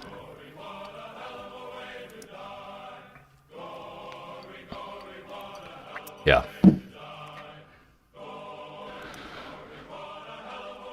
Either way, it's really cool. I don't know. I said either way, but yeah, I'm all for this like scenario stuff and like, you know, big game action, all that stuff. Mainly because I think it's more fun. You know, I find that like you're gonna have a lot of fun if you go to that. Like, I don't know. I mean, I guess you could not have fun, but if you're there to have a good time, you're gonna have a good time. What is that? A big mini ramp in the background? What the hell is this? They got like a mega ramp over here? What's this? What is that? Like a slip and slide? It's like a vert ramp, or no?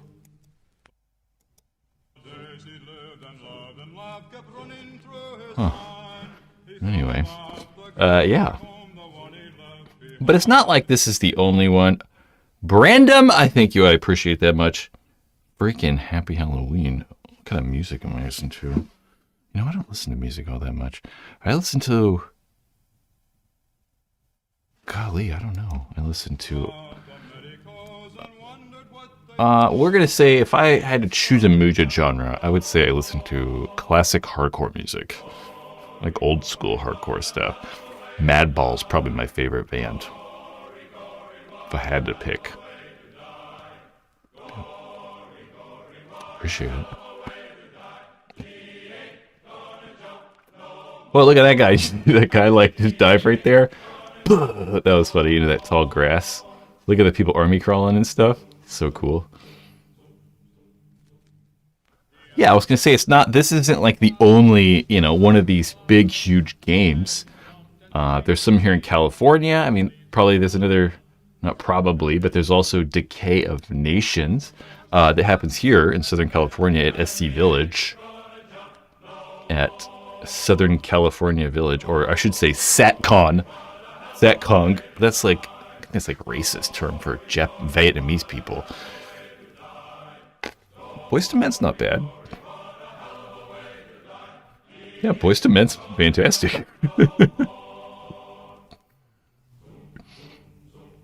Look at the guy carrying a flag. That's what happens at these things, right? A lot of the time, like that'd be me, right? At one of these events, I'd be like, all right, guys, I'm gonna get a smoke grenade, and I'm gonna try to put the smoke grenade inside. I'd like want to do weird, funny stuff. So you get a bunch of guys with like swords and like just people literally just trying to have fun. Guys with slingshots, you know, you got like guys with like 2 paintball guns and like weird rocket launcher things, like all kinds of stuff. And it's just people trying to have fun, you know? They're not out there really trying to win necessarily.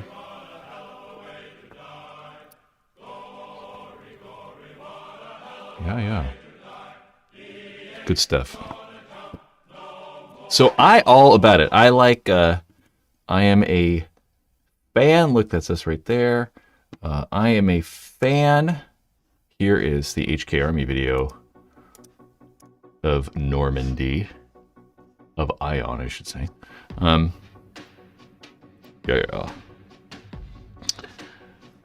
I was gonna guess punk or ska. I guess. I mean, honestly, I don't like dislike any music, really.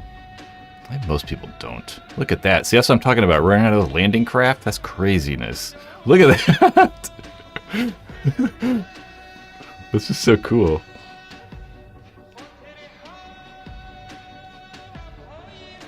So you get like a mismatch of people, right? You get like, you know, this guy who's just like, you know, random average tournament player. You get Pinocchio guy. You get Captain America guy. Yeah, background. There's definitely like a mega ramp in the background. Die damn guy. So you get like just such a mash of people that just want to have fun playing paintball. So I think it's great. You get this wacko guy trying to like chop it out of the air. Like this crazy person. See, it's just a bunch of wacko idiots just trying to have fun. That's something I think that we've certainly been lacking the last handful of years. It's just having fun.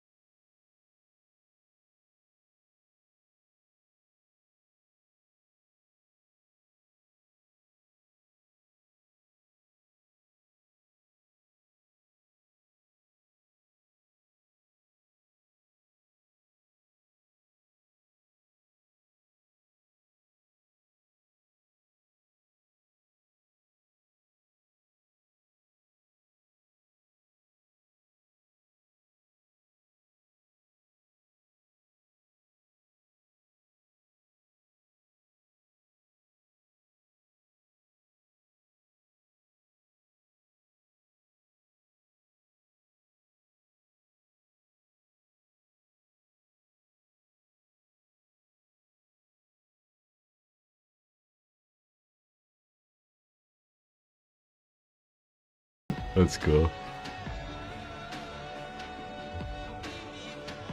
Yep. Normandy. Ion. So yeah, all about it. How do you choose how do you choose a winner for the raffle? It should a detailed description in that raffle tell you. It should probably say the winner will be chosen using random.org, shuffled 3 times, and then on the 3rd randomization, you will have your winner. Probably something like that. That's probably what it says. I don't know what's with that music. It sounds like we're in like, you know, we're at like a rain dance or something a little bit, huh?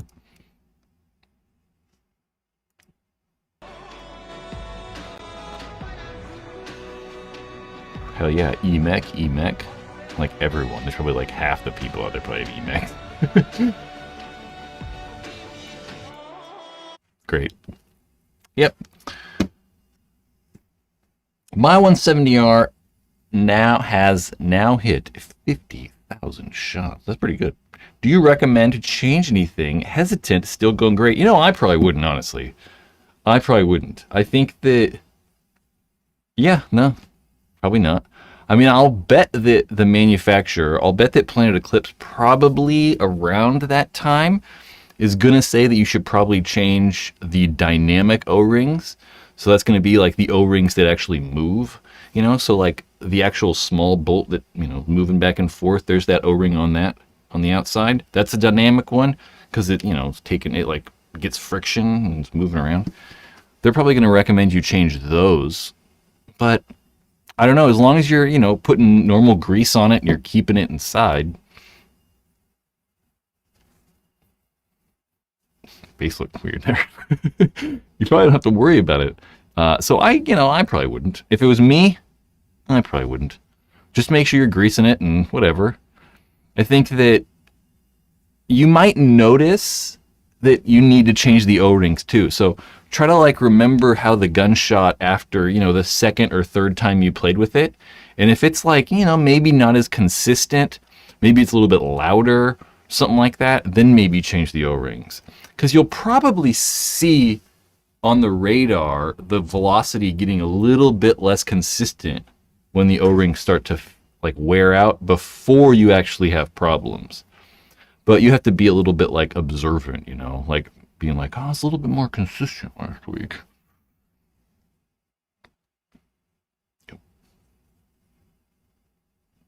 Yep. What else we can talk about? I don't know. What do we have in my list? I have Bunker King, which we talk about often. I always like try to shell out Bunker King. Old paintball guns. Let's try that really fast. Let's actually...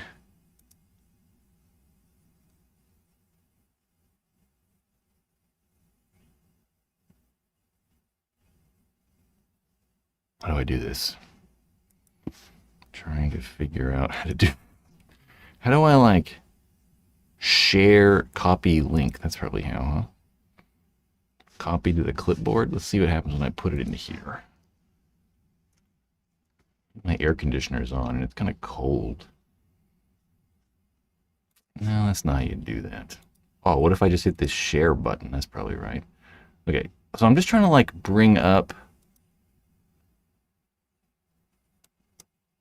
something so we can all look at my list together. Okay. These are my live stream notes. So one thing that I kind of want to do, and I think would be kind of fun, hope I can zoom in a little bit on this, is to try to, like, you know, review some old paintball guns. To get a little bit, like, old stuff on this channel, it'd be kind of cool maybe to, say when the CS3 comes out, or when a Die M4 comes out, to try to maybe compare it to the DM4, you know, that M4, that brand new paintball gun. Or maybe, well, you know, a new Shocker comes out and we can compare it to the Shocker SFT that was extremely popular in like the early 2000s. So if anyone lives around Sacramento that has any of these guns that work, like an old Alias or a 2K2, any cool old Angels that work that are kind of close to factory, old Shockers or Smart Parts guns. I'm looking for the PM5, 6, 7, DM4, or weird stuff too. Like I'd really kind of like to try to like review an Alien, like the Alien Deception, you know, weird old Alien guns. Maybe an old The Matrix LCD, a Freestyle, System X Enemy.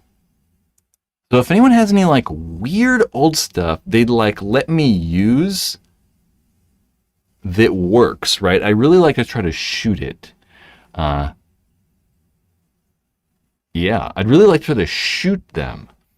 So it'd be great if I could get like working versions of these guns. I really understand they're quite old, right? I know that like, you know, if you have a working Shocker SFT that's in like mint condition, you might not want me to play with it and use it, and I totally get that. So, I don't know. But I do know how to work on stuff, you know, I'm not an idiot. There you go. Uncle Sam Paintball, a Viking or an Excalibur. That would be great. I mean, just stuff that's kind of odd, right? Stuff that maybe people, you know, that have started playing paintball in the last 10 years, they're like, what is that thing? You know, like, what is that? Because it'd be weird, you know, you see the Matrix LCD, and a lot of people probably don't realize that, you know, newer players, that Matrix, you know, this big, huge, weird thing quickly turned into that DM4, like, you know, the next week. So it'd be kind of cool to, you know, see one of these old guns and then be like, and then it turned into the DM4. I don't know. I have an LED that belonged to John Rice. Really? Do you? JR? I think we like to call him JR more than John Rice. So John Rice is also Jack Rice, correct? Jack Rice made that, though, I think. I haven't heard John Rice or that name in a long time. So how old's that LED? Nobody, man. How old is that? It's got to be like, you got like 97?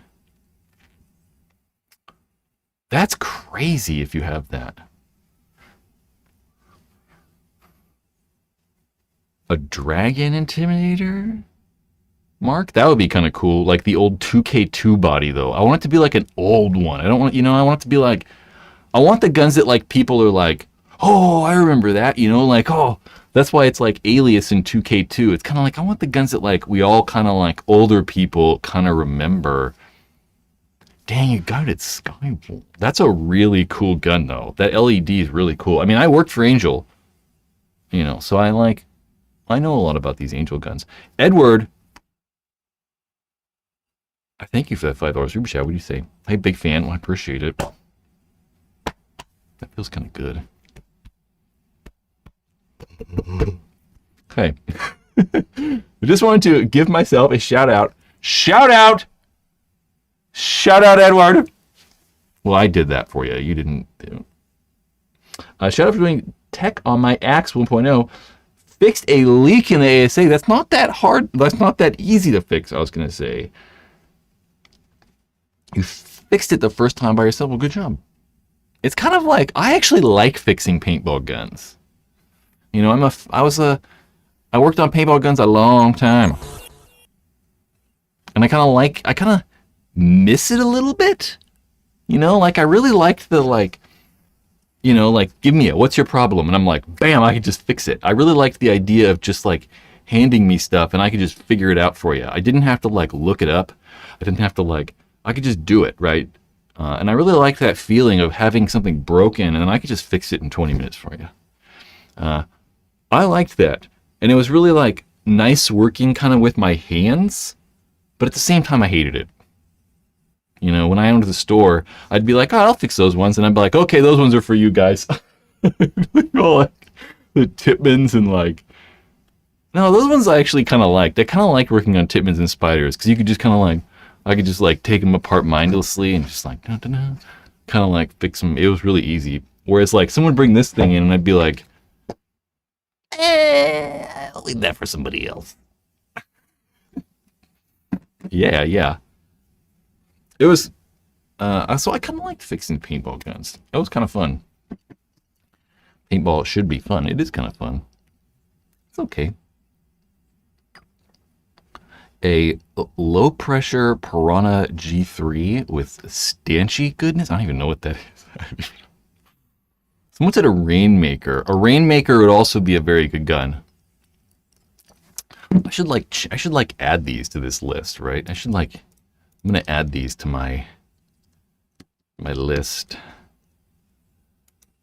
Rainmaker. What did someone else say? Someone said some other weird stuff. Oh, a Viking. That's right. Viking.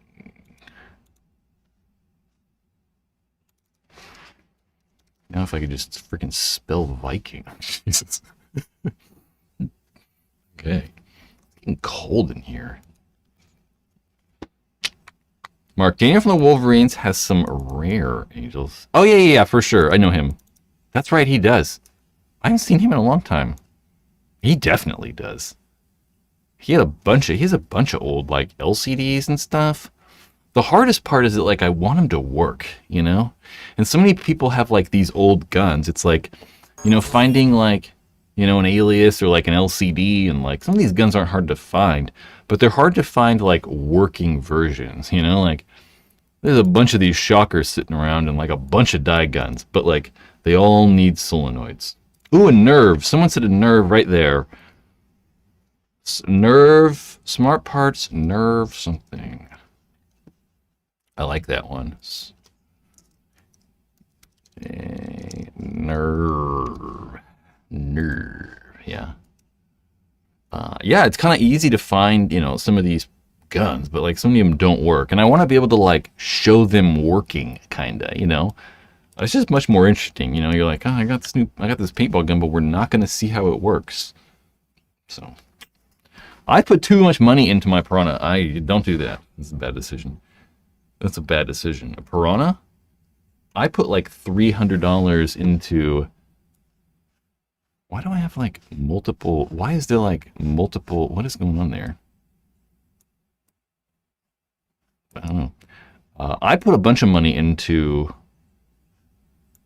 a paintball gun I'm blanking on right now. A Spider Shutter. I got like a $150 barrel, bought like a tornado valve and like a cool bolt. So stupid. So stupid. I would love to buy an old gun, but for parts, I don't want to deal with the headaches. Yep. Okay. I don't know. Michael Jackson, hello. Hey, I tried to get into the Facebook group and I'm still waiting for access. Okay, well, I don't know. Yeah. When did you, yeah. Yep. You might have to wait a little longer. I can't do it right. I'll just do it right now for you. Okay, we'll go to Facebook. We're going to approve Michael for the group. You have to answer the questions correctly, though. So when did you like a request approval? Like just minutes ago? Yep. Just minutes ago, Justin. 29 minutes ago. You gotta like give it a little bit of time. See, like that person were declining because they didn't answer the questions. It's just not a instantaneous system. You know, we gotta like approve people because there's a bunch of idiots out there. So we gotta like somehow regulate who can get into the thing. How about a Nelson 007? A 007 would be really cool, but I don't know. I'm gonna put Nell Splat in there. I don't know what a... What'd you say? A 007? Where'd your freaking thing go? Where did it go?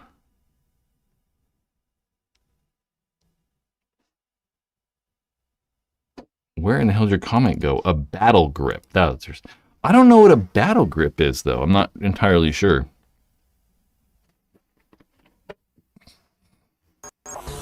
I kind of want to have the guns. I'm being so picky on this. I'm like, it's got to have this and this and this.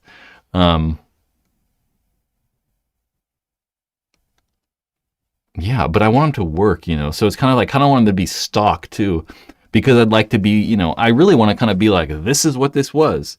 It's like this gun, right? Like I have an Angel LCD, but it's like, this one's weird, right? It's got like, die parts on it. It doesn't have a stock feed neck. It's got like a die breech knob, I think. Yeah. It's got a die single trigger frame. It's a weird gun. So it's like, technically I have an LCD, but I kind of want it to be, okay, I thought it was the 12 gram thing. I thought that was called like a quick pack or something, or maybe that's for like another gun though. A quick pack, maybe that's for like, or a 10 pack. I don't know. Maybe that's like just the bulk one. I don't know. Yeah, like I've got this, right? But I kind of want it to be as, close to factory so I can be like, oh, this is what this gun was like, and this is, it came with this and this is what it was like. Not like, oh, here's an Angel, but it didn't come with this, or this. Like, it's kind of weird. Yep. Going to World Cup, I'm not, unfortunately. Nope. Or fortunately, I don't know. Yeah, I don't know. I would like to go if the NXL does NXL Vegas. If the NXL goes back to Las Vegas, it's likely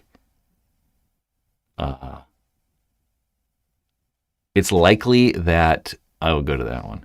Someone said a G7 flight. Bill McC. I've got an Angel. I've got an old G7 fly. But at this date, yeah, that's the problem, right? That's honestly, the G7 Fly was probably my favorite paintball gun. I loved the thing, but that's the problem, right? It's these guns. It's like I want to know they work, because I don't want to be like, oh, we got to spend $300 to make it work. Like, I don't really want to do that,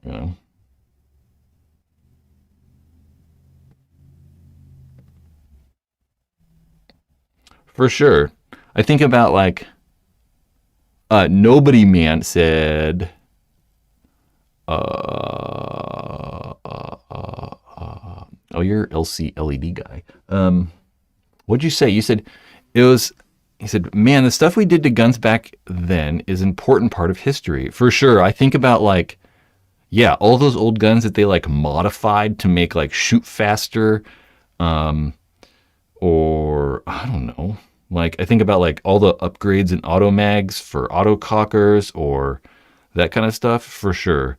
Because a lot of the, the stuff that like, modifications that came, people were doing on guns in like the 90s ended up being like, new features on paintball guns that honestly, I probably don't know and I just kind of forget about.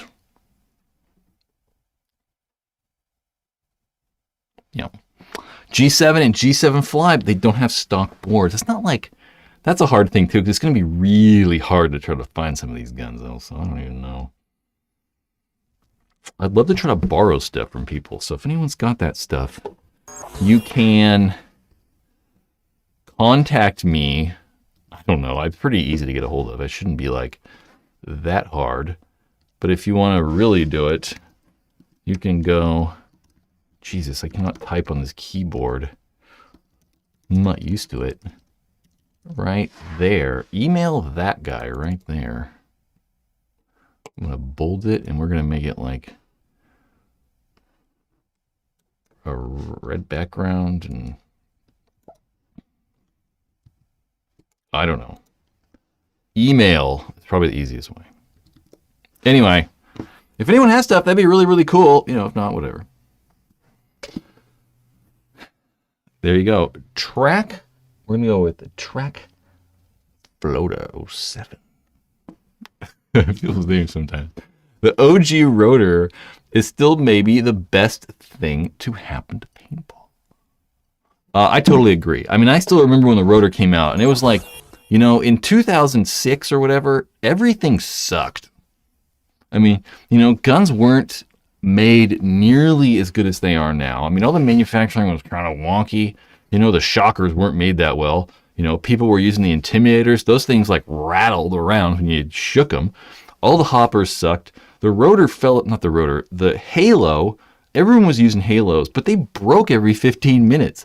You know, you need to buy a new cone, and you need to buy your battery door broke off, and you need a new lid, and the shells cracked down the middle.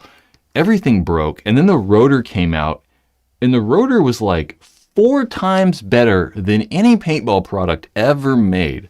I mean, it was so much more durable and just like indestructible. And it literally came out and like everything started to change, right? All the paintball guns got better. We saw the Spire come out, and stuff just became much, much better. So I'm with you. I mean, I think that the rotor is one of those products that was like, it like helped change paintball, made stuff so much better. So much better. So much better. Yep.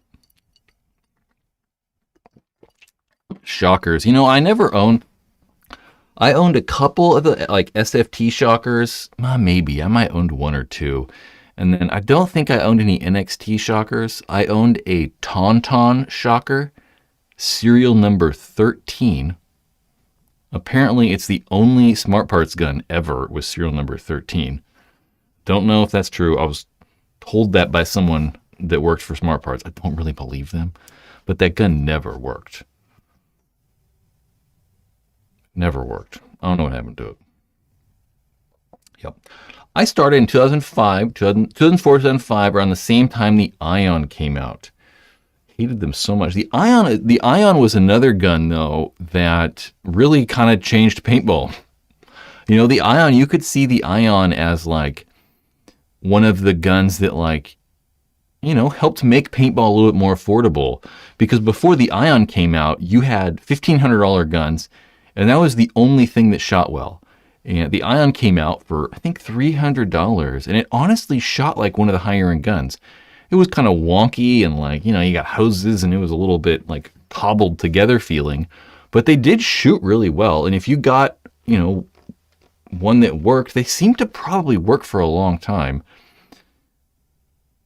I liked the Ion. I think it was one of those guns that, yeah, made paintball much more affordable, sort of like the E-Mech has done more recently. The E-Mech is wildly more reliable, but at least it, you know, the Ion allowed people to get like, you know, a $300 paintball gun that was good.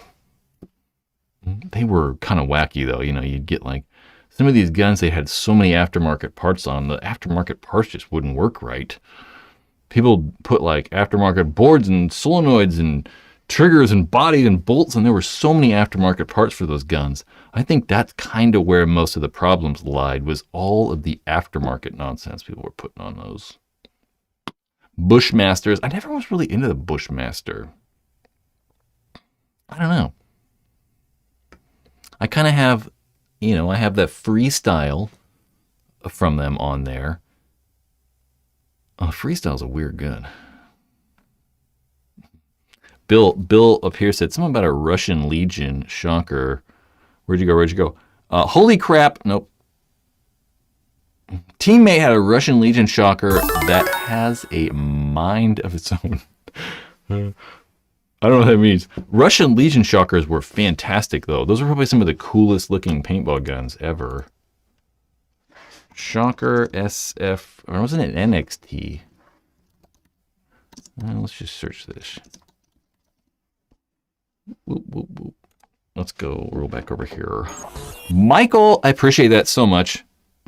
Super chats are freaking awesome, guys. It helps like fund this goddamn channel. It helps me pay rent so I can make these things. Let's do this. 2 things. What would you need to post? What would you need to post more consistently? I don't know. Money, I guess. I don't know. How much of a difference do you think CS2, CS3 will be? Why? Well, what would it take for me to post stuff more consistently? Well, let's say one of the big problems with all this paintball stuff is there's no incentive. You know, I think that most of the people and most of the time we're all kind of doing stuff. There's some sort of incentive, right? So like, you know, if, you know, paintball was a bigger industry, or if I could do a better job at this or something, and I could get, you know, more viewers, and we could get, you know, way more views and I could make more money.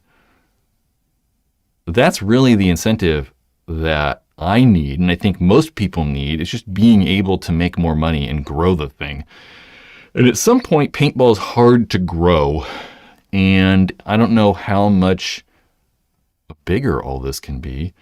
So incentive is probably the biggest thing stopping me and everybody from making stuff more consistently, I think. We'll say that. But you also said, how much of a difference do you think the CS2 to CS3 will be? Probably not all that much, right? I mean, I don't know. I mean, I don't think that there's much difference between a lot of these guns. I mean, you think that like going from CS1 to CS2, you know, we saw a big difference. The gun got smaller, the front foregrip changed. We saw new eye covers. We saw, you know, the new like dual board, you know, top board in the frame thing that's different. So it got rid of the eyes. And we saw a lot of changes, right? So on paper, there's a bunch of things that are like different. But I don't think that, you know, performance-wise, there was probably that much a difference, right? It was just as quiet. Air efficiency was the same. It was just as reliable. So all those major core features or major core important things to a paintball gun are probably not going to change all that much. But we probably will see like, you know, some new changes or like, you know, cool new updates, I assume. So it's probably going to be better, but it's probably not going to like, you know, be all that much different, you know. It's like phones, you know, okay, well, phones are even worse, so I don't know. We'll probably see a bigger difference between the CS2 and CS3 than we did between like iPhone 13 and 14 or Pixel 6 and 7. Yeah. That's about it. Yep. Someone said something else. There's something else I wanted to show. Not much money in paintball YouTube unless you own run a shop. There's still not a lot of money. I've owned a shop and store, and there's still not a lot of money. I can tell you that much. I could probably make more money doing this full time than I could owning a paintball store. I know I could actually. Bill, what'd you say that was so awesome? Played a bit with Max from Joy Division. I assume that's what you mean. Those not Division Angels were cool looking. Those Joy Division Angels, I'm assuming. Yeah. Most certainly. I was a big fan of Joy Division always. Mainly because Max is big and tall like I am. So I was like, oh, Max is cool. He can play the snake. So can I. This is the Russian Legion Intimidator. Not Intimidator. This is the Russian Legion Shocker. Look at how crazy that thing is. Let's look for only large images and try to like, oh gosh, look at how big this image is. Look at this bad boy. See, look at how crazy like the milling on these guns were. It was really kind of crazy. I mean, you got to think this was like 2008 or 5 or when, I don't even know when this gun was made. 2005, 6, 7, somewhere in there. So they weren't able to really do a lot of the machining that we're able to do now as easy. They had this like crazy double wire trigger guard and like wire feed neck. It's crazy. I don't really know what it is though. Does it like mean something? I'm not quite sure.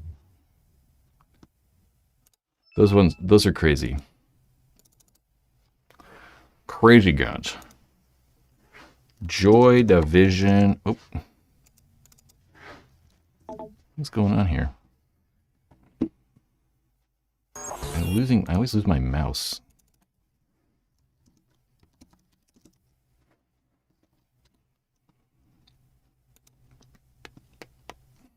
Let's see. 2003? That seems too old. Here's Joy Division guns. So this was the Joy Division Angel A1. That is the Joy Division G7.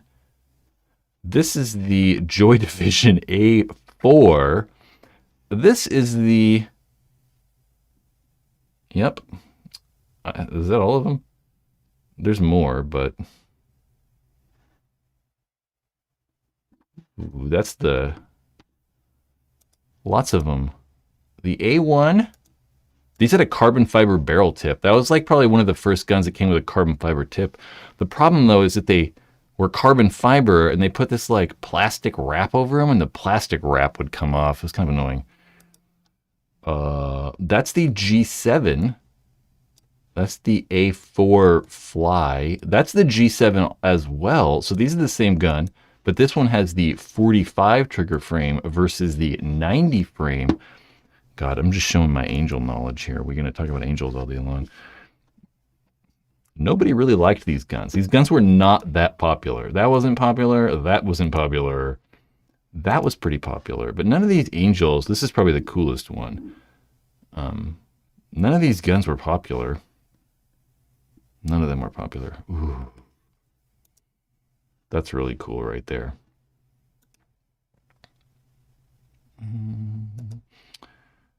Yep. Old paintball guns. Go on eBay? I don't want to go on eBay. What was I doing? I was going to do something, though. I was going to look for... Dang it. Let me lose my train of thought. I don't know. The A1 was terrible. Yeah, I don't know. I mean, like, they shot well, right? But they have so many little problems. I mean, the problem with the Angel is they made it so hard to fix. It's like, yeah, if you got all the tools and you know how to work on it, it's not that hard. But they made it so difficult. It was kind of annoying. The Angel G7 Fly is probably the most sought after Angel. Really? I had this one. I had the brown one. Oh gosh, there just aren't any. I had that one.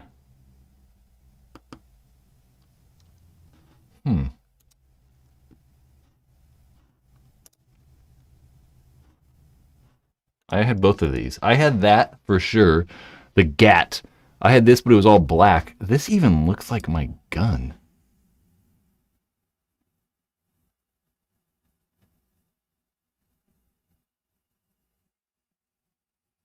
I definitely didn't have that on-off. I mean, I don't know.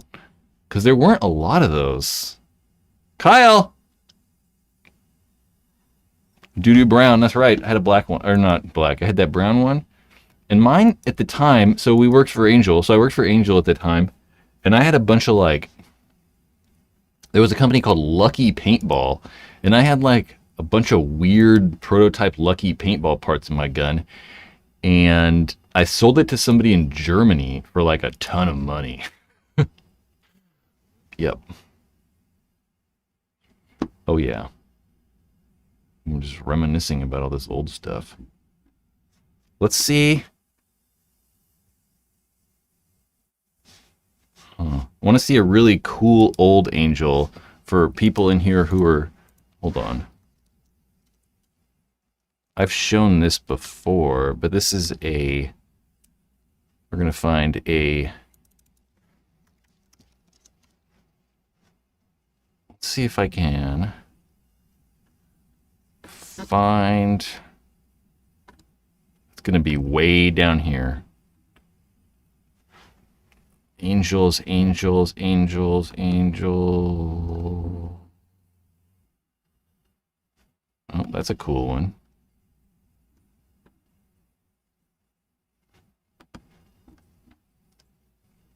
I'm looking for my old paintball guns. Like an old picture. I don't know where it's at.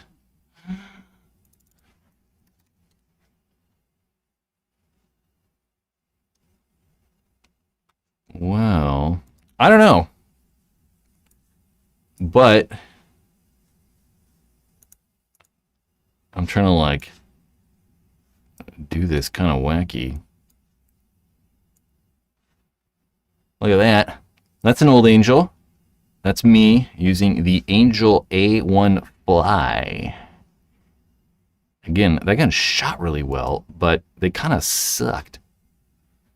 Oh, there's a cool Angel I had for a very short period, probably. An Angel LCD that has eyes and stuff. At one point, We did the eye conversions in store. So we had like a lathe and like a mill and everything, and we could like machine eyes. It was kind of exciting. That is a cool paintball gun. That's probably one of my favorites. That was my Bob Long Ripper Intimidator. One of the first Ripper Intimidators.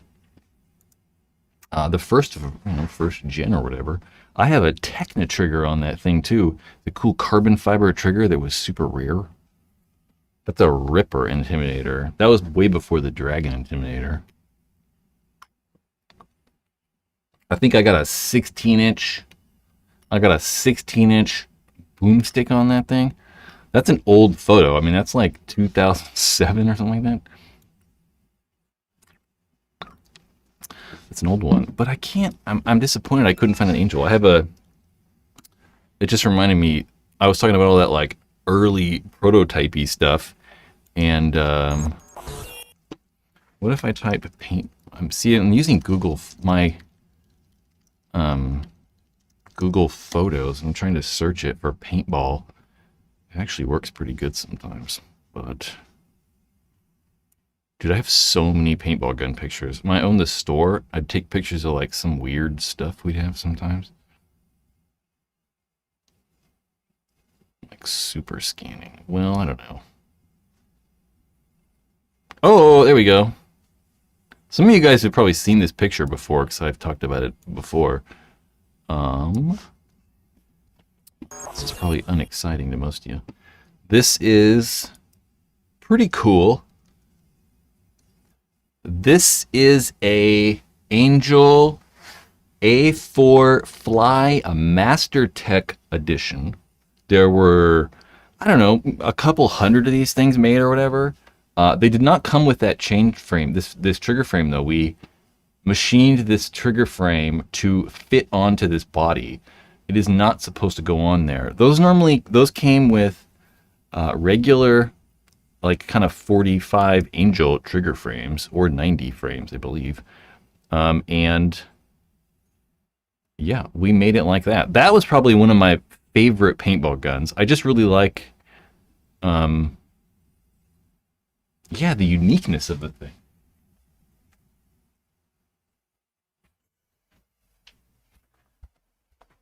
Let's turn my air conditioner off. I like the uniqueness. Here's another really unique paintball gun. That didn't work. Oh God, what am I doing?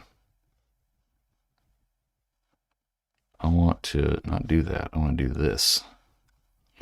Just like drag. What is going on? There we go. This thing's insane. I don't really know the story behind this, but look at that thing. That is not supposed to look like that. They like cut this window in there and everything. So there's like a channel and you can like see the gunfire. This is a DM5, I think. I'm like 99% sure that's a DM5. I don't know. It's really old though. Where'd my chat go? There we are. Whoop, nope, there we go. Yeah. A lot of old paintball guns. Anyway, what's my full-time job? I don't really have a full-time job. Should I buy a MacDev Primer XTS or DMR Plus? I mean DSR Plus. I did read that as DMR. Cause didn't some company made a DMR? Wasn't there like a dedicated marksman rifle or something like that? I don't know. I realized I turned the light on earlier. Yep. Anyway, I think I'm gonna go. It's 5 o'clock. I want to go eat dinner. Unless someone has any burning desired questions. Buy the DSR. Don't buy a Prime. Those things are terrible. Don't buy a Mac Dev gun. Who said, someone, Bill said, those feed necks were terrible and broke the damn dumb O-rings. The super fine threading that was screwed into the body. What part?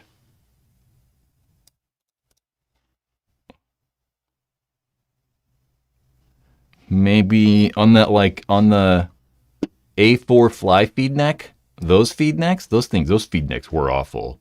I forgot about those stupid feed necks. Sorry. I forgot about these stupid feed necks on this gun. They are ridiculous. I forgot about those. You had to like, they came with like these stupid O-rings, and you had to like, you could like change the size. They had like, it was so weird. So this feed neck, like, this feed neck was a twist lock, right? I hate how I can't like easily zoom too. You know how the picture like resizes itself? Oh, maybe I just use the mouse wheel. No?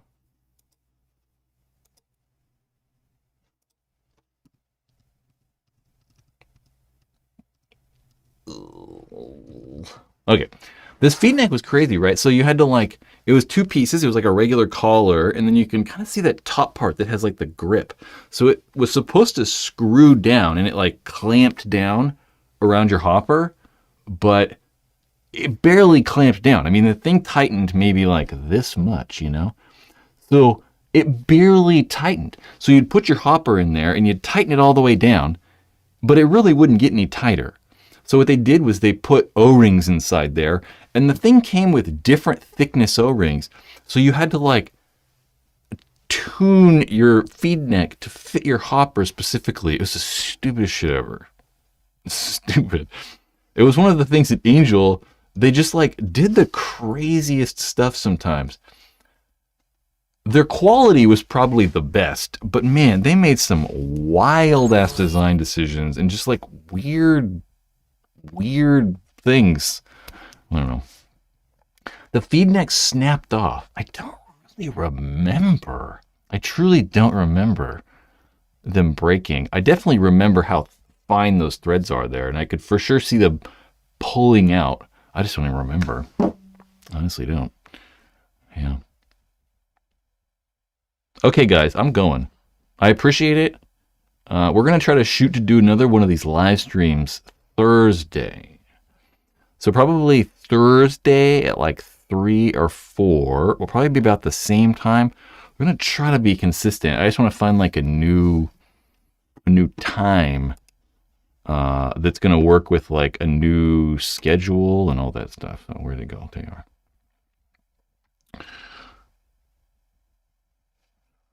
Feed necks were non-adjustable before those came out. Now, there were definitely other feed necks. There was like, I mean, when this was out, there was like the Bob Long feed necks were adjustable. I mean, the lever feed neck on the Ion was, you know, the Shockers had lever feed necks for sure. Yep. I'm pretty sure. I mean, I don't know. I could be completely wrong, but I think so. I'm pretty confident. Either way, those feed necks suck. Electrical tape, that's for sure. Thank God we don't have to use electrical tape anymore. Most of the time. Okay, dudes and dudettes. Sub base. You have a A1 fly next to you right now. A blue silver A1 fly. Is it like that teal one? Like the one I literally just showed me using? I already closed it all. Okay. Out of here, guys. Enjoy the night. It's the goddamn freaking weekend.